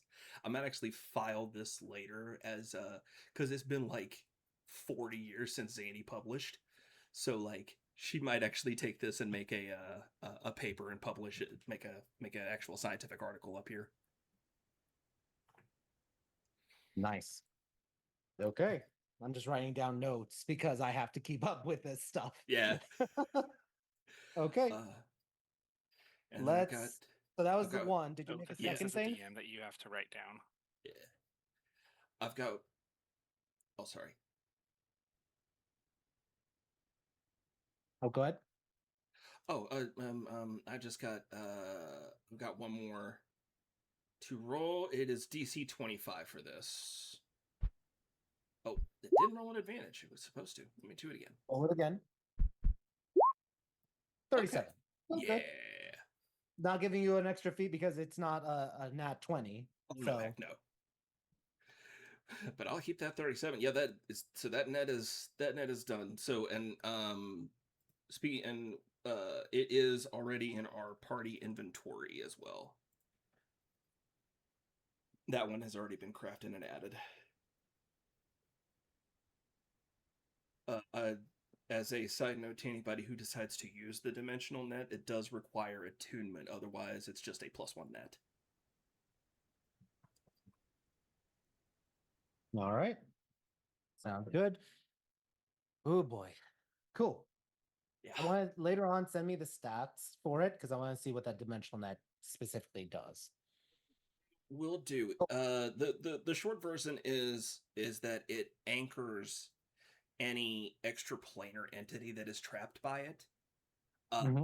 And they can't remove themselves except by extraordinary means, but creatures around them could absolutely do it rather easily. Gotcha.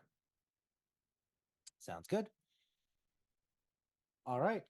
And the rest of it is you just being focused on that in that assembly mode, working, coordinating with people, producing other magical items with the apprentices. I have enough left to I want to break down that longsword. Okay. And that's just going to be another craft check because I can dissolve it. I actually need two more to do the whole thing, because one more to see how well I can actually break down this +3 longsword for the raw residuum, and then I would do and then I want another one for the ring, but it won't technically be done yet. Okay. Let's see. That is because it's specifically for this one, This is where I'll add that 1d12 from chance to make that a 36 for breaking that down. So that's we just get we'll end up getting value, like face value out of it at that level. Okay. And then for the crafting,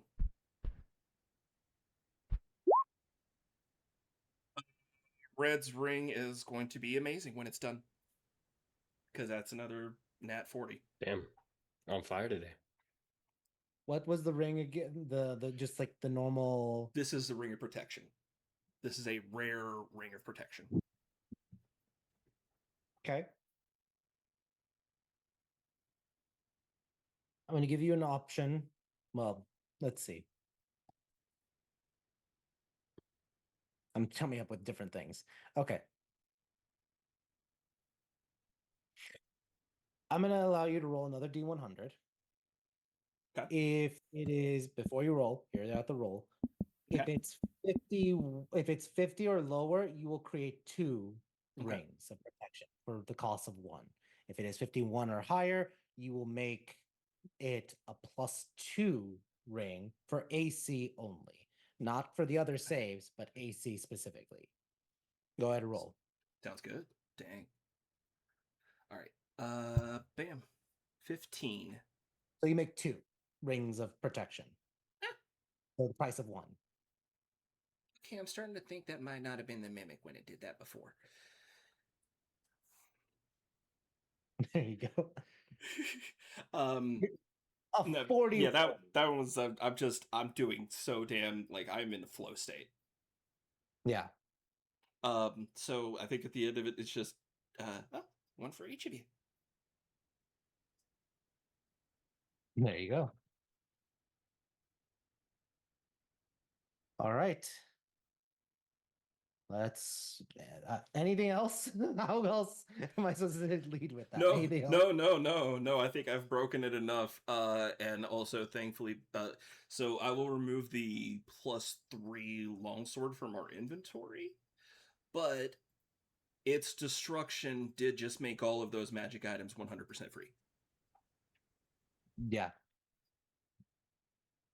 All right. Let's go then to Erlon. Erlon, what are you doing? Oh, after that sweet turn from Zanny, damn. I mean, I was really just gonna focus a lot on the stuff that we kind of RP'd together with Alice on about getting all the stuff situated with visit the lovely meeting of and basically doing the proposal. Okay. Getting ready for the proposal, doing that.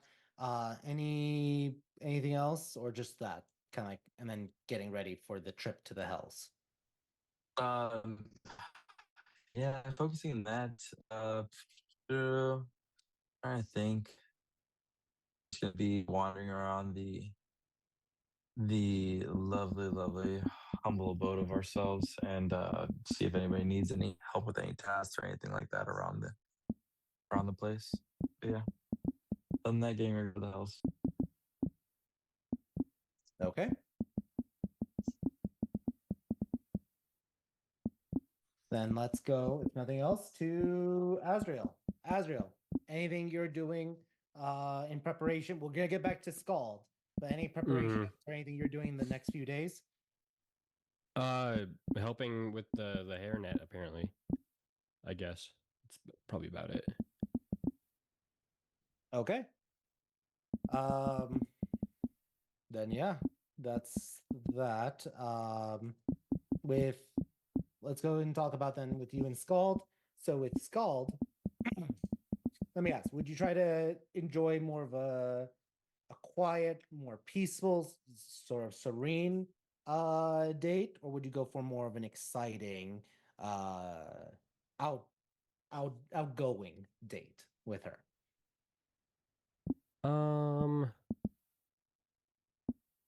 Outgoing one, more exciting one. Okay, cool. She takes you to ride in a sun barge. So you literally leave the confines of the Of the brass city. of the city. And just to double check, were you there with the sun giants? Or we're not sun giants, sorry, the fire giants? No, I was No. not. Okay. So yeah, give me one sec.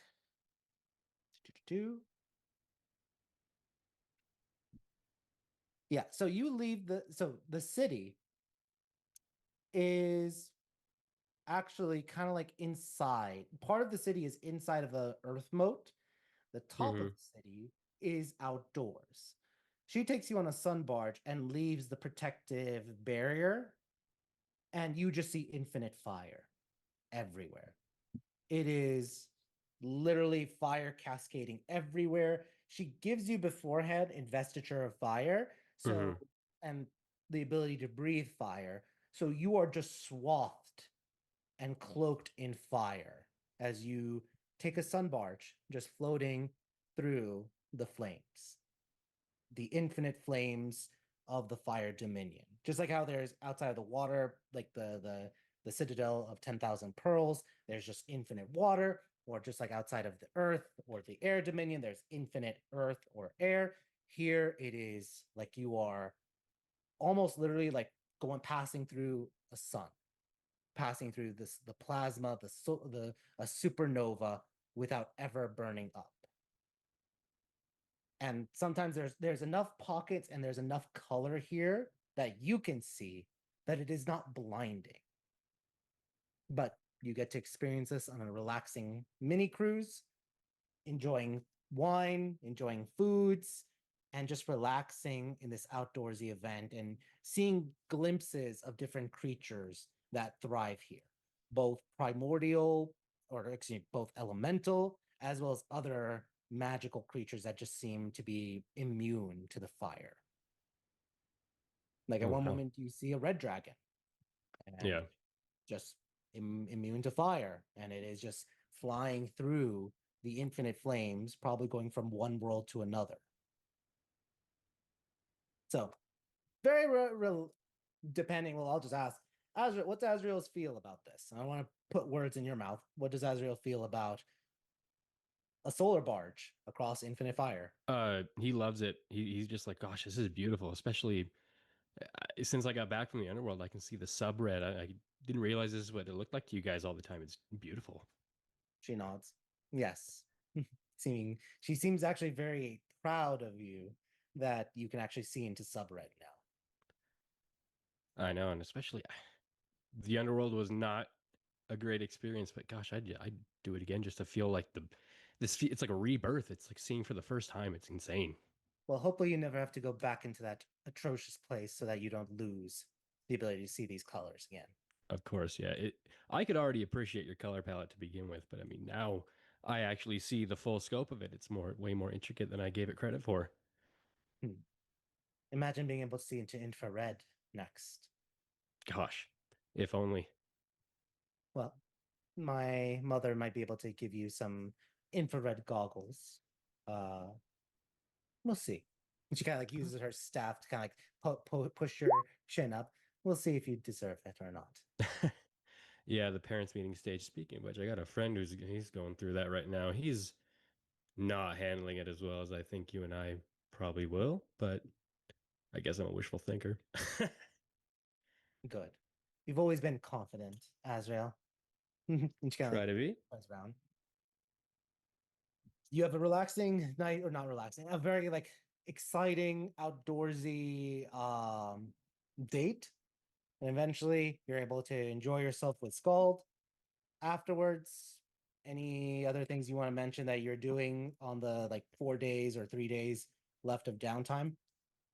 I can't even think of anything, to be honest with you. No, I don't think so.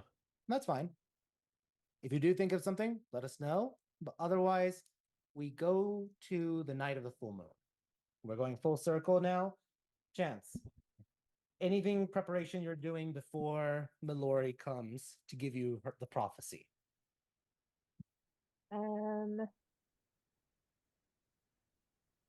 I mean, probably not, except like she's already writing and then just making sure that she has, you know, more room for notes.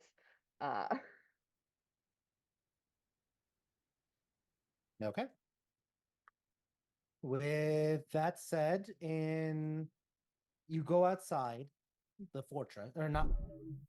You don't leave the fortress. You go to the top of the fortress and you see the two moons at the top of it. Actually, You she might, yeah, because we're going it moons. She'll set up her telescope. Okay. You set up your telescope and you look up and you see the full moon for the white full moon on this night. The blue moon is starting to get like halfway, but the white moon is completely full. You then or at least you've been told Mallory will return to the fortress. You're outside when Mallory arrives. And Revenos is there, of course, escorting her to sea. Do you wish for Revenos to be there? Do you want it just to be between you and Mallory, or you and the rest of the team? How do you want to do this, Chance? Um, she'd invite anyone who wanted to, so that, you know, make sure that everybody's got hears it directly. Um, Okay. More ears, especially when she's not feeling like she's fairly certain that magically it is going to sink in there, but like she's not feeling 100% herself. She's like, more ears the better. Yeah. So roll call. Who here does not want to be in the scene? Or yeah. Does everyone want to be in the scene? Is anyone absent? I definitely would be there. Cool. Yeah, I think I'd be there. Did she like? Yeah, did she call a meeting for all of us? Because I'm pretty sure like all of us would be here. Yeah, sounds like she left the open invitation for everyone. Yeah. I gotcha. Mallory's coming tonight to give the prophecy under the full moon. So Yeah, if anybody who it's wants. to do with the if it's to do with the prophecy, I'd like to know what's gonna happen. Yeah, sounds good. Cool. All right. That being said, Mallory approaches you, Chance, and looks at you and nods. She could definitely sense the mania that you've been going through. She then speaks to you. Are you ready for your prophecy? Yeah. I'm glad I had this experience, but I'm ready for it to move on. Very well. Her eyes dilate and then start to glow as she accesses her power of precognition and her connection to fate itself. And you are told a prophecy from a sliver. One prophecy shall lead to another and another, with a new oracle seeking to save father and mother. Using connections forged in gluttonous fire, a lead has been found, coordinates discovered for the liar. Into the realms of hell a chance can go to make a bargain with archduke or goddess to face a foe. Words or power may lead the way, just as magic or might may win the day. Souls to be gathered and released from goddess, devil, and beast. A trammel or a chain, a spell or a blade, a new oracle to safeguard freedom and fate.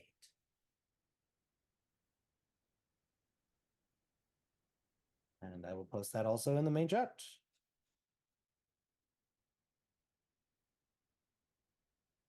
Chance, you feel something click, or not click, but something kind of like settle back into place as the mania no longer threatens you. Your head kind of clears, and You now have an active prophecy about you specifically.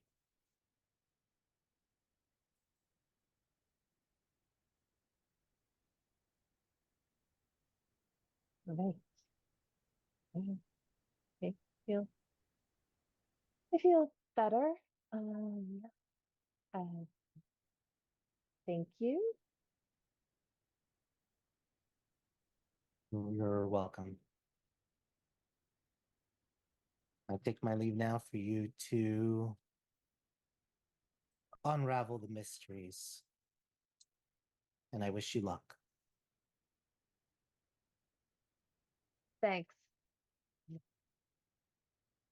Mm. She leaves, and Revenos kind of like nods and watches her go. Well,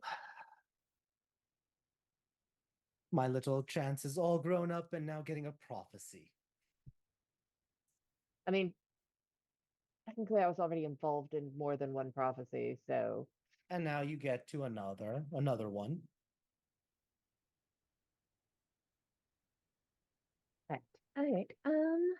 I mean, I think, I think we're mostly prepared. There's a few things that I still have questions for. Um, um, Probably should have talked to you after we had gone to the Fire Dominion. What do you and the Slivers know about Earth?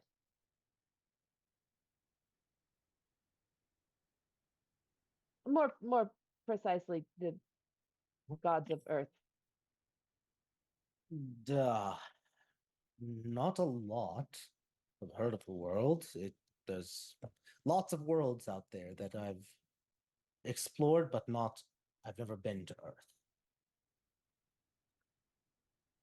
Yeah. Some people say that it is the birthplace of humans. Beyond that, it is shrouded in mystery.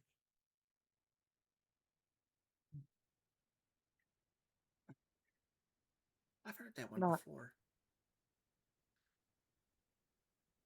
I was hoping. The slaves that I bought, they were, what were they? They were speaking what they call it Latin, and they were Roman, and they said they were from Earth. When I bought them, they were Earthlings. When were we out here buying slaves, Annie? What the hell? Whenever we went to the Plane of Fire once upon a time, I bought a couple and set them free, and they taught me. Oh, there you go. Well, they taught me the basics of Latin, and I mean, yes, presumably Latin. Latin. you set them free. Do you have any connection or know where they went or? I mean, they're I still mean, reasonably local. I'm sure I could run them down. I mean, I don't know, but I guess maybe they would know more about local religions, at least the ones that they practiced. Okay, so going back, just so we're all on the same page, I told Revenos in before that. All right, and on the cheat sheet we have two devils, my ancestor, or the one that's holding my parents captive, this fate devil. What we know about her, she may have been a goddess on Earth. And now she's a devil here. Do we know her name?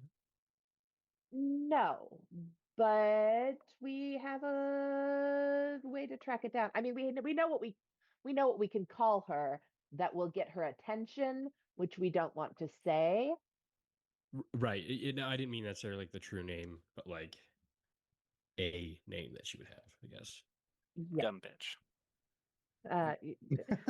Yeah. Something. I mean, I guess a little more structured.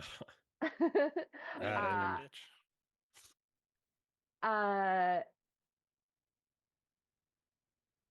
It's written on there. It's a lot too. Okay.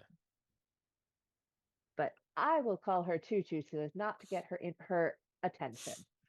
And Because that also, piss her off. and also because it'll probably piss her off. Yeah. There you go. Hey, tutu. You too. Um, yes. Okay. Anybody? Okay. First, I mean, I know I have, but I've also been thinking about this for, I don't know, literally 3 years since my parents died. Um, so obviously I have a lot of thoughts. First thoughts from everyone else. So we have to go to the hills and get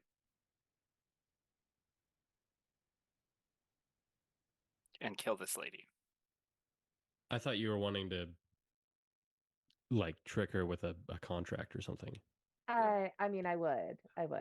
to like give her Mm, give her just dessert, right? Yeah, we try to Yes, bargain this. that would be ideal. Bargain or trick or um something along those lines. Yes. The Ideally, deceive or prophecy, trade. Yeah. Do you think you're going to prophecy- be able to pull that off? I mean, it's a devil we're talking about. Like, this is what they do, right? Tricking Mhm. them with a contract seems fucking hard.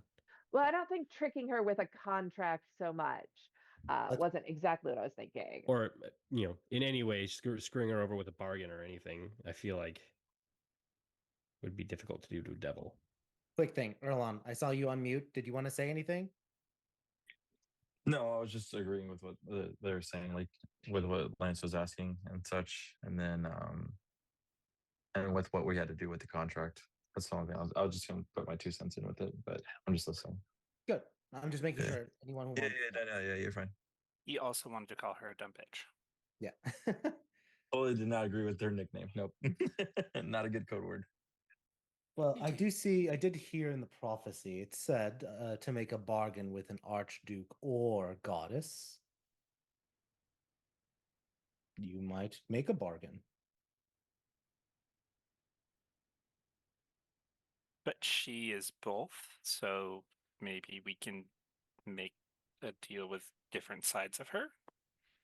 No, I mean, that is possible, but I'm thinking either I can try to leverage my ancestral connection against her,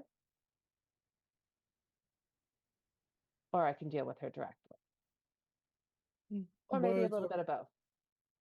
Words or power may lead the way, just as magic or might may win the day. To me, that gives you lot. He points at Azrael and Lance, and maybe you. He points at Zanny.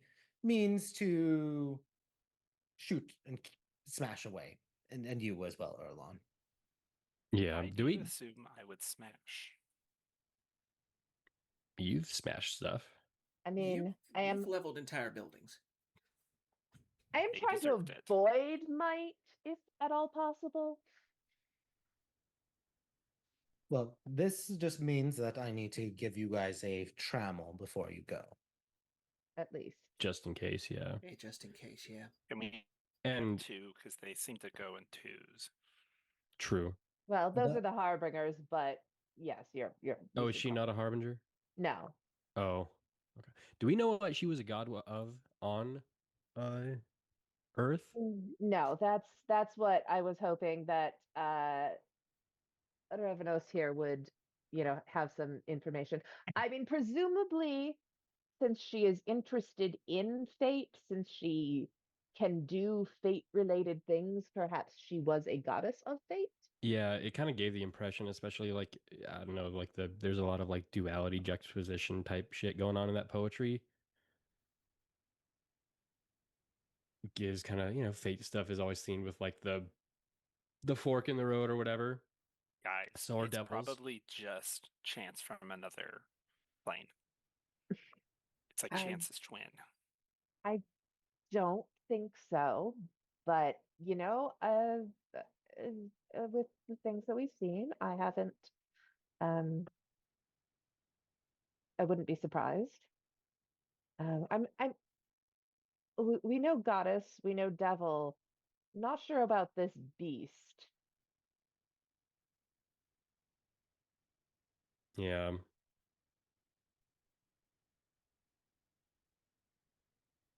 I Um, wonder about that. Yeah, that's goddess, devil, and beast. Mhm. Yeah. I don't know. Probably would have to just ask your former slave.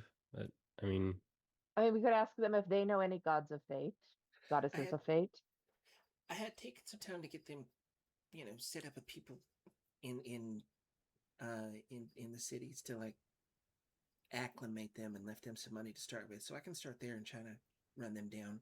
Shouldn't take me very long. It's not like we can't teleport, and I do have their names. Oh, Zanny, sorry for interrupting, but Zanny, you can also see prophecies. Could you maybe look into it and make it seem not so confusing to us? Would it change it? yeah, if we got two perspectives on one prophecy, I mean, That's what is that bad? I mean, I feel like that Well- might be more information for us, clearer information. I can try. I have a sneaking suspicion that this will be covered under the same type of magic that blocks me from finding other oracles as well. that would make sense.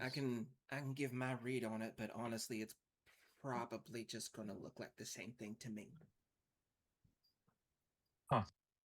Yeah, you can't try and get one up on fate. It craves that, cryptic air about it. You can't ruin its fun. We've talked a Yeah. lot of literal talk in this prophecy. The beast is the one thing that makes me think, what if that's a metaphysical thing? What if that one's not a physical thing? What if the beast is a concept? Well, it says we have to save souls from 3 people. It's the gathered that is interesting.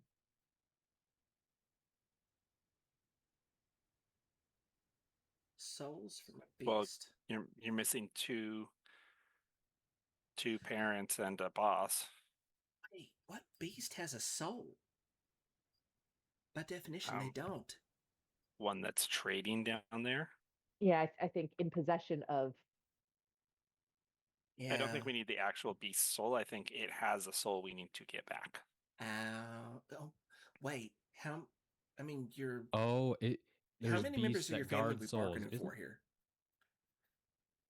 So the goddess allegedly has my parents.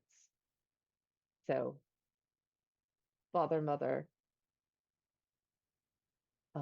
Someone That's else? all. No, well, now if we're going, Abiyad. I don't think anyone has his. I don't think that that's involved in this prophecy, because this prophecy has to be fulfilled before his prophecy is fulfilled. You're right. One leads to another and another. Now, there is the matter of my extended family, my mother's family, that have made deals, as well as my own bloodline.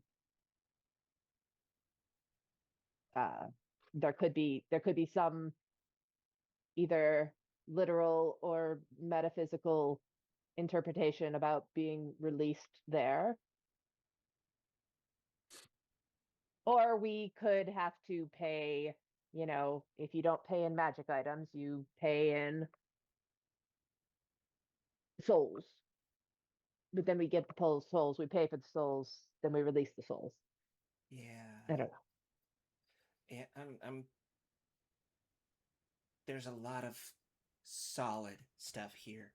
We have one prophecy and another and another. Like 4 lines of this, as far as I can tell, have been figured out. Yeah, the first part is pretty straightforward. I do have a lead. I have coordinates.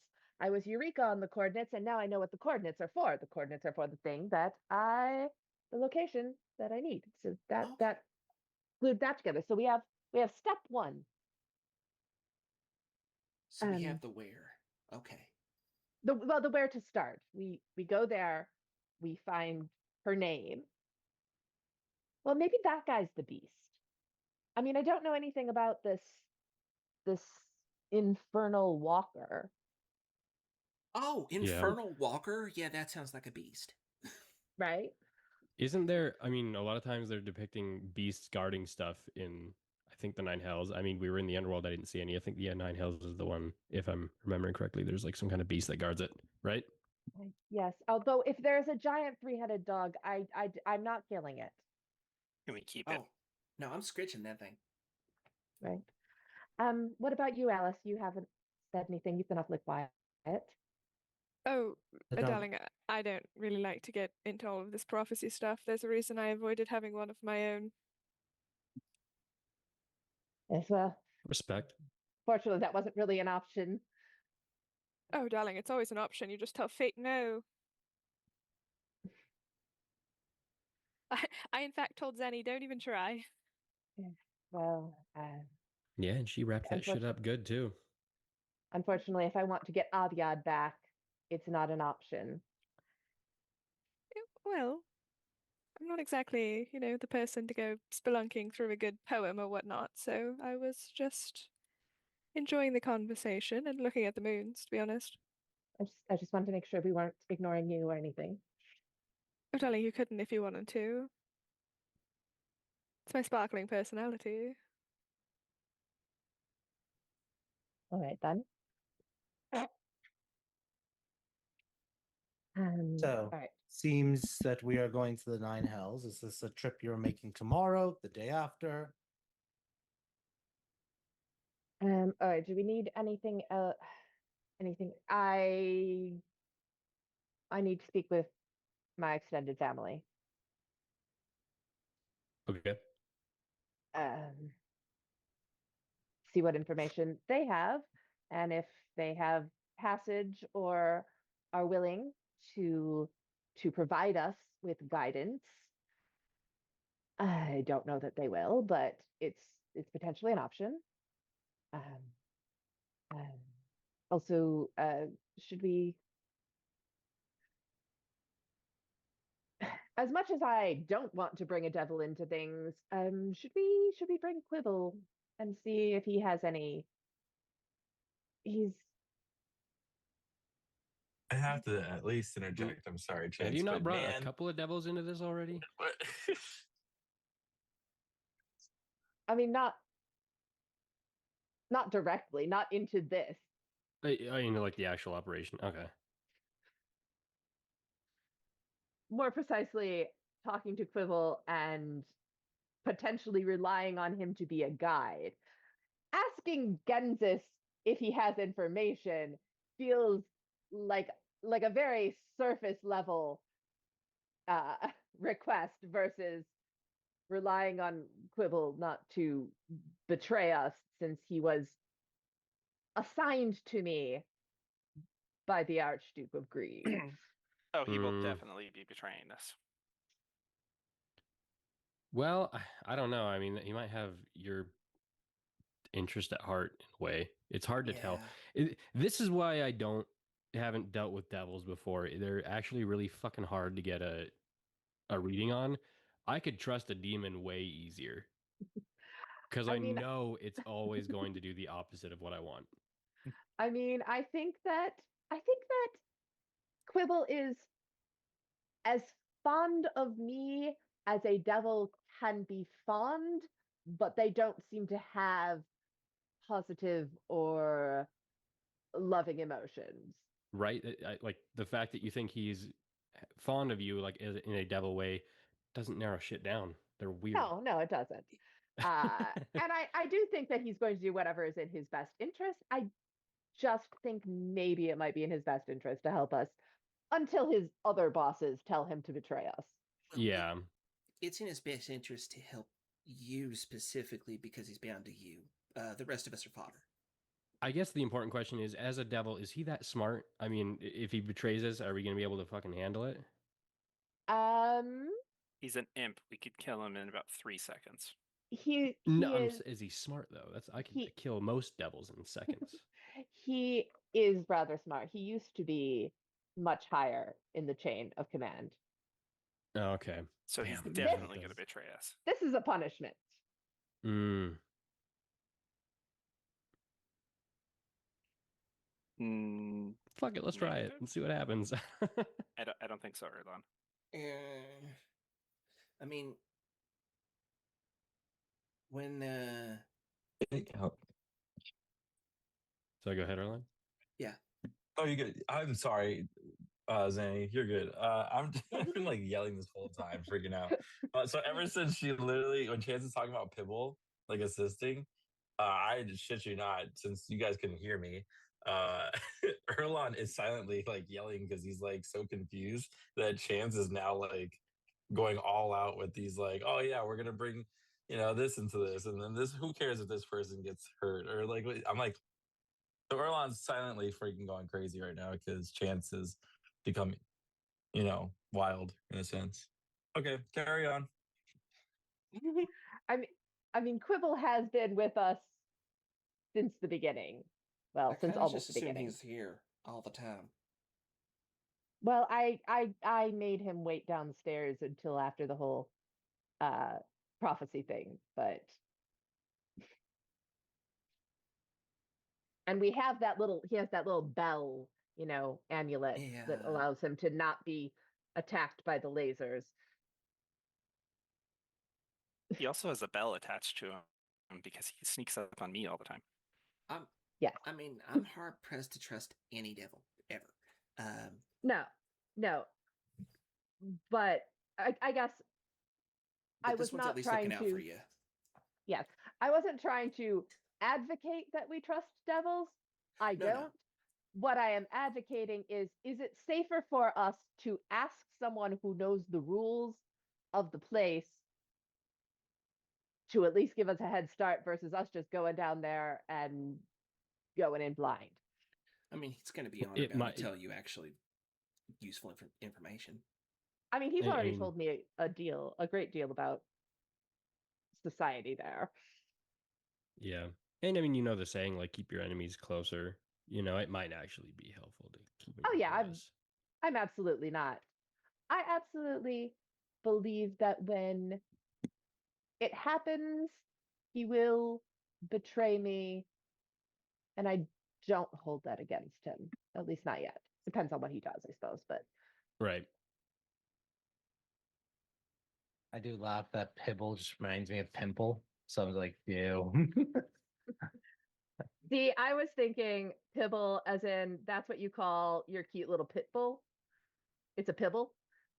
I But- was thinking Pebble like a little rock.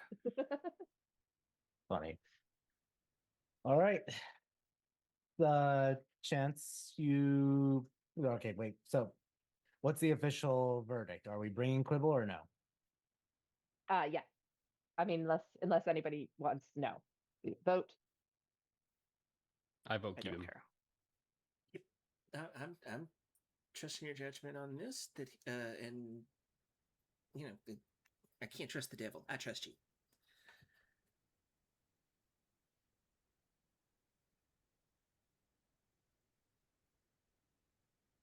All right. Yes, we will bring him. I will talk to my family and see if we can trust them. That's actually the part. I trust them less than I trust Quibble, but it is in their best interest Fine. to get my mother back, at least.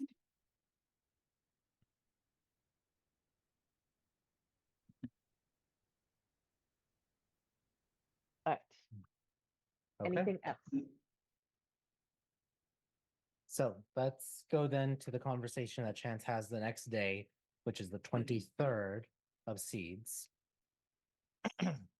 On the 23rd of Seeds, you go and you visit your family.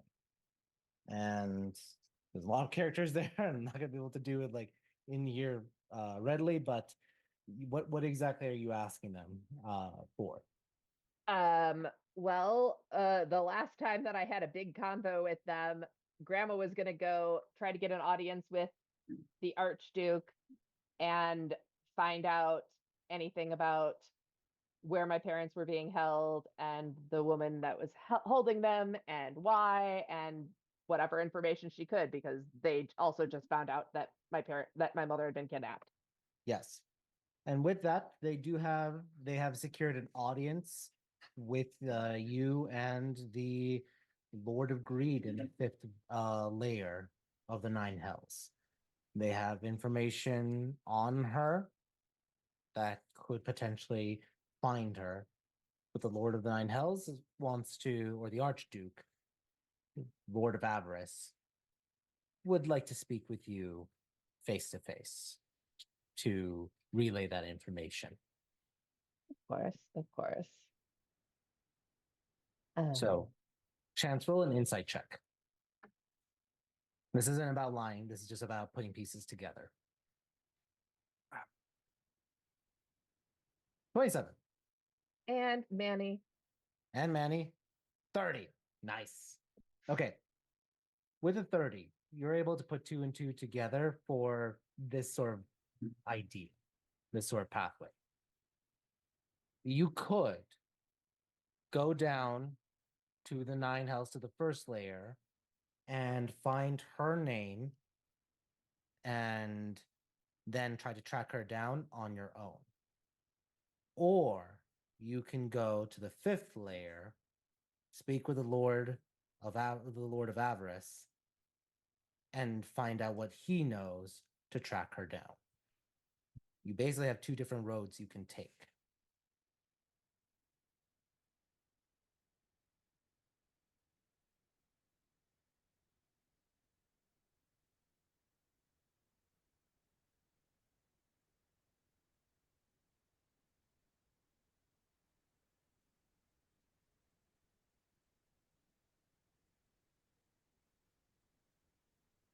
So, do you make a decision, or do you need to talk to anyone else in order to make that decision? I'm sorry. I was talking and You're on if I mute. was Yeah, on mute. I didn't hear any of that. I was like, Okay. okay. No.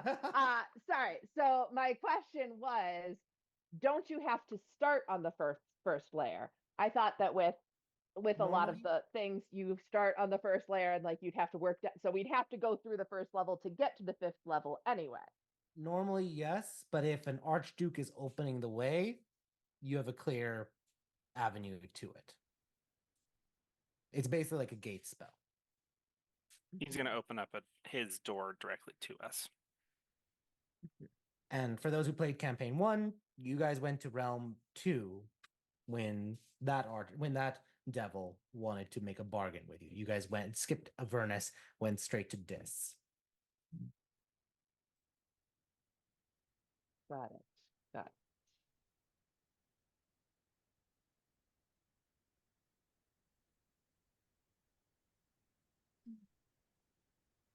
What do you guys think?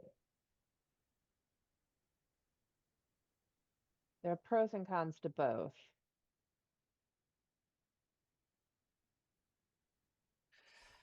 I'm more inclined for a direct.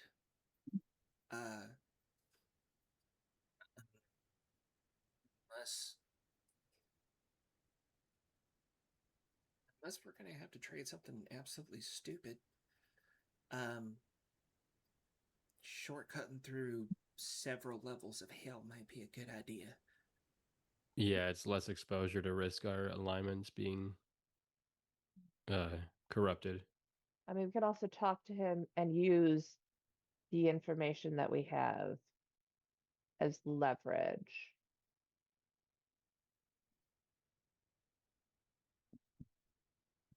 You know, if we need to go back and get the information from the first layer. Right.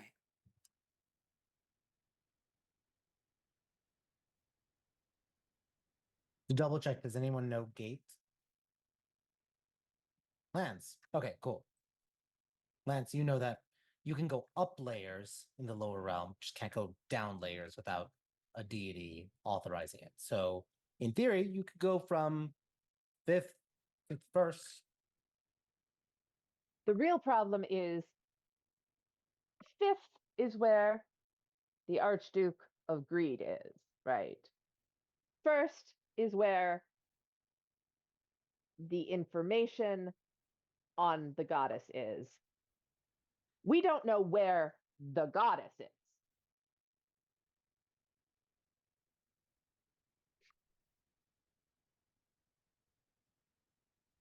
You know, whether from one where we'd have to go from there. Right. Although I guess if you have gate and we have a name, then we don't have to worry about that. Well, except that she is a goddess, so then you can't gate. Can you? I know you can't pull them through the gate, but can you go through the gate to a person? If she they're allows us goddess, to they- gate near her, Yeah, they can block it. she can just say no. Mhm. Also, remember, if we're going to be casting this many gate spells down there, that's a 9th level spell, and I'm going to have to sleep in between, and we're all going to go insane. Oh, I mean, I didn't think that this was a 1-day thing. I'm just letting you know. I can also make us a house. That helps. I can do the mansion. Um, Oh, or you can make us a house. oh, I thought you meant your dome. Oh no, she Oh, does no, a whole she house now. No, she did the whole mansion when we were Oh. down there. I was not aware of that. Having Uh, both of you though can help because when one person does it, the other person can do it the next day to save on spell slots. And we But- get the change of scenery. Get to see both of y'all, spice it up, see what your decor looks like. Yeah, well, we know what Alice's house looks like. It looks like Alice's house. Oh, Of yeah. course it looks like Alice's house. Yeah, we do like that one. Well, then I vote we see Chance's house. I want to see her creativity flow. I feel like we're gonna see a lot. Yeah, so It'd be pretty cool. It Anyway, sounds like we're gonna be in there for a hot minute. I mean, yes. So we could go directly to the meeting with the Archduke, but I suspect that there will be. No, I know that there will be a second step, whether it's getting payment for him to do something or taking the information that he gives us and following up on it, or both of those things, all of those things. Mm-hmm.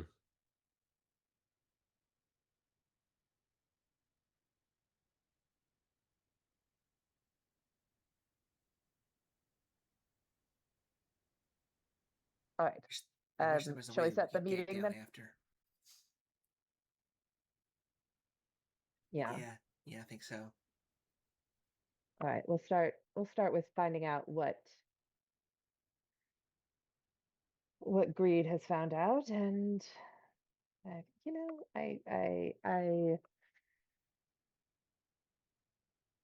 just in general, it's something I've always had questions about, just curiosity about my lineage.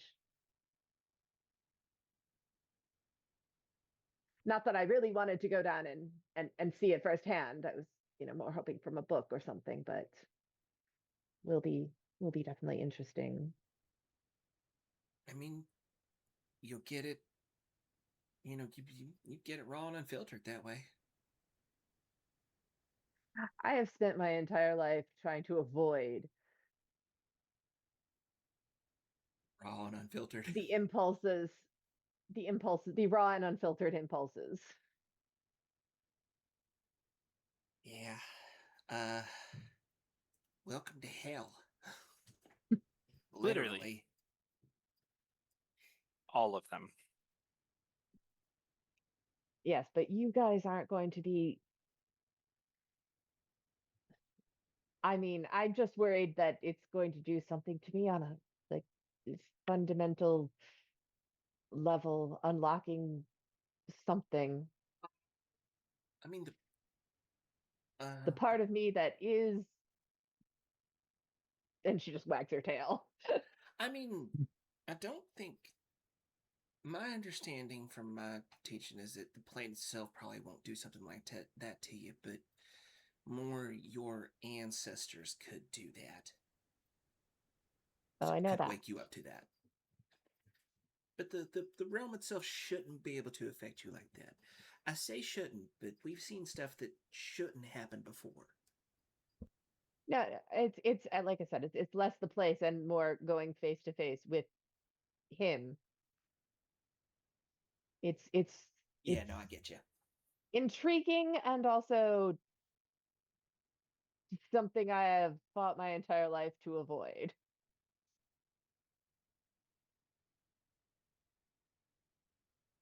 So when do you want to go? Yeah, yeah.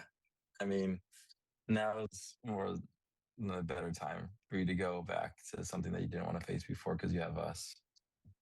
Yeah. Um, right. Uh, yeah. Were we given like? Was it just a free invitation? Was it a dated invitation? Like what? They are offering it sooner rather than later. So there's no like hard, you must do it by this time, but they understand that there is a time limit that you have for it. Mhm. So this is the 23rd. You could leave the next day. That way you have a day of preparation and leave the second to last day of the month. Sure, let's do that. Okay. So let's go just very quickly then. Well, question then is you guys are gonna come back and go to the 5th layer of hell. Is there anything you guys are doing to prepare for any alignment shifts? Like, are you gonna try to use a wish spell to preserve your alignments for a day, or are you taking any other means before heading down there? Can the wish be used to preserve it any longer than a day? I mean, I would I'll assume we allow- need to I'll word it allow it. differently, right? I'll allow it, but then I'm gonna ask for like a D100 roll to see if the wish fails. Like, Okay. if you do 2 days, I'll say it could be 75% effective. Like, you have to roll within a Yeah. if you do 3 days, 50, maybe 66 or 50-50, and so on and so forth. Okay. How many days do we think we're gonna be down there again? That you don't know. Hopefully. Yeah, we Yeah, what's the And was the do we know if time moves differently down there? In the nine hells, no, it moves the same rate because it's order. That makes sense. what was the date again? The 24th, the second to last fourth day, right before the weekend. Unless you guys want to wait until the first of next month, like leave on a on a Monday on a first day. I mean, honestly, I wanted to leave on the 25th Okay, because that is doable. that's the birthday of her dad that is kidnapped. Yeah, symbolism there. Fair.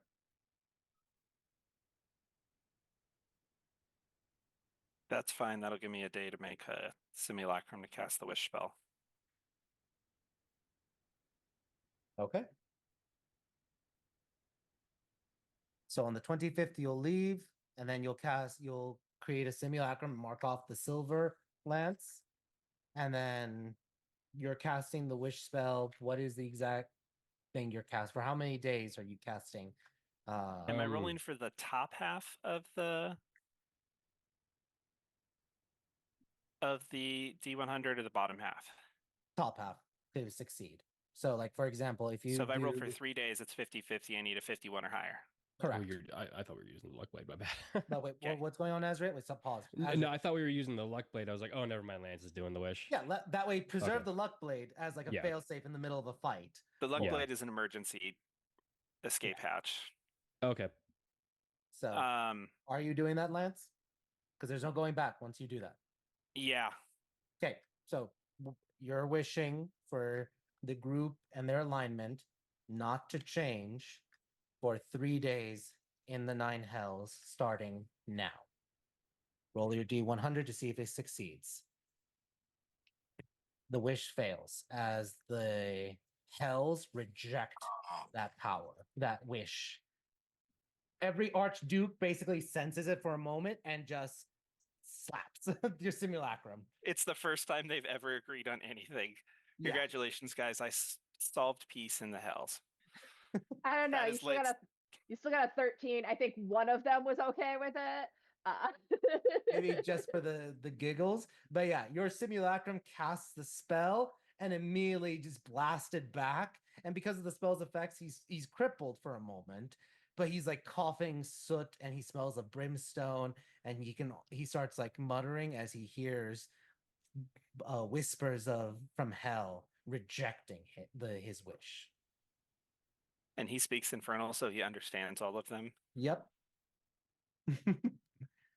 And do you put him out of his misery, turning him back into the water, or no? Yeah, sorry, bud. And It's he just- goes back. He goes back to being the snow cone. Okay. Isn't it charisma save when we're down there to resist alignment change? It's wisdom. Wisdom. Oh, wisdom save. What Yeah. would it be cheaper and easier to do a wish to just replicate the intellect fortress daily on us? I mean, Go ahead, Chance. I was gonna say, I mean, I was planning, I mean, I already have two, but I can get another one, to just do Heroes Feast every day. Oh, and that Well, gives we're- the advantage on wisdom saves? Yeah. Yeah. Oh, never mind. Same shit as wisdom as intellect fortress then. I feel like with advantage and paladin aura, we should be fine. Yeah, as long as you're together. Because remember in the Yeah. underworld, you guys kind of separated for a moment. Yeah, and So- that's what like the transition to the next level was what fucked us, and it was a downward spiral after that. Yeah. But as long as you're the power of friendship, as long as you guys are together. All right. So Heroes Feast. Chance, mark off the Heroes Feast cost, and everyone will have advantage. Roll right now, Chance, the 2d10 for the Heroes Feast.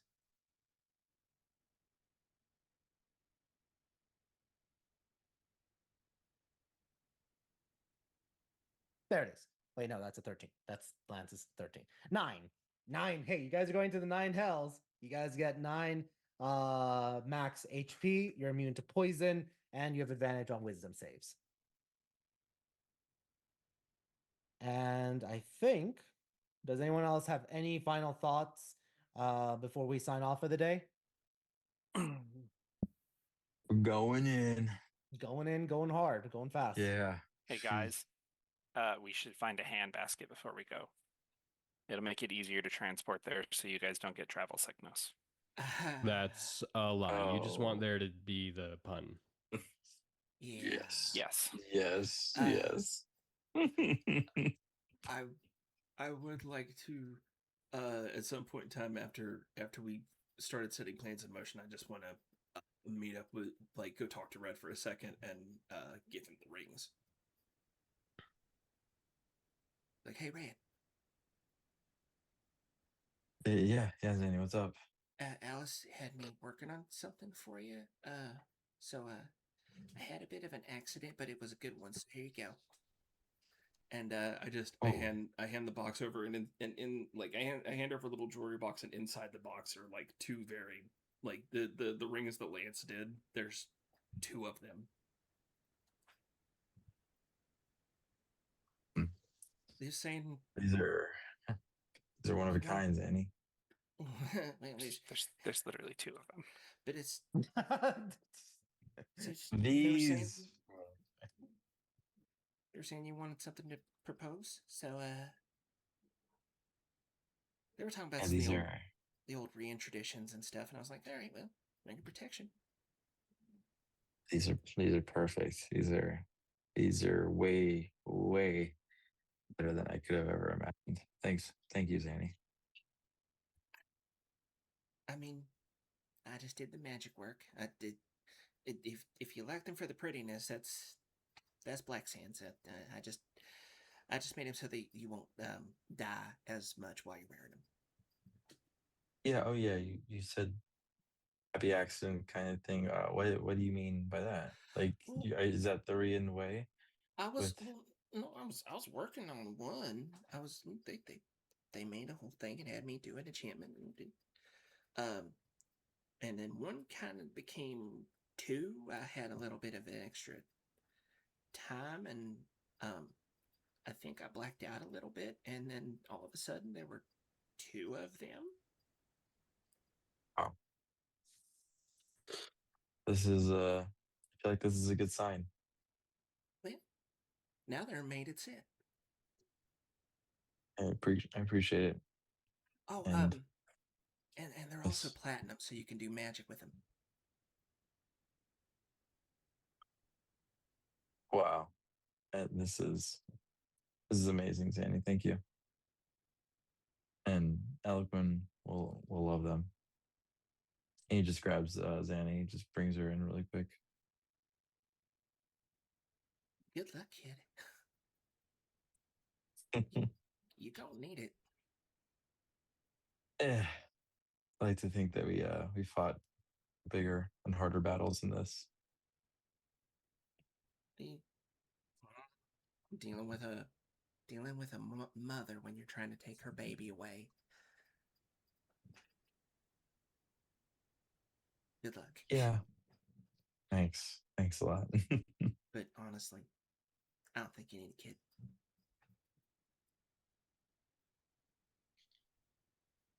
Hope you're right. I will. Yeah.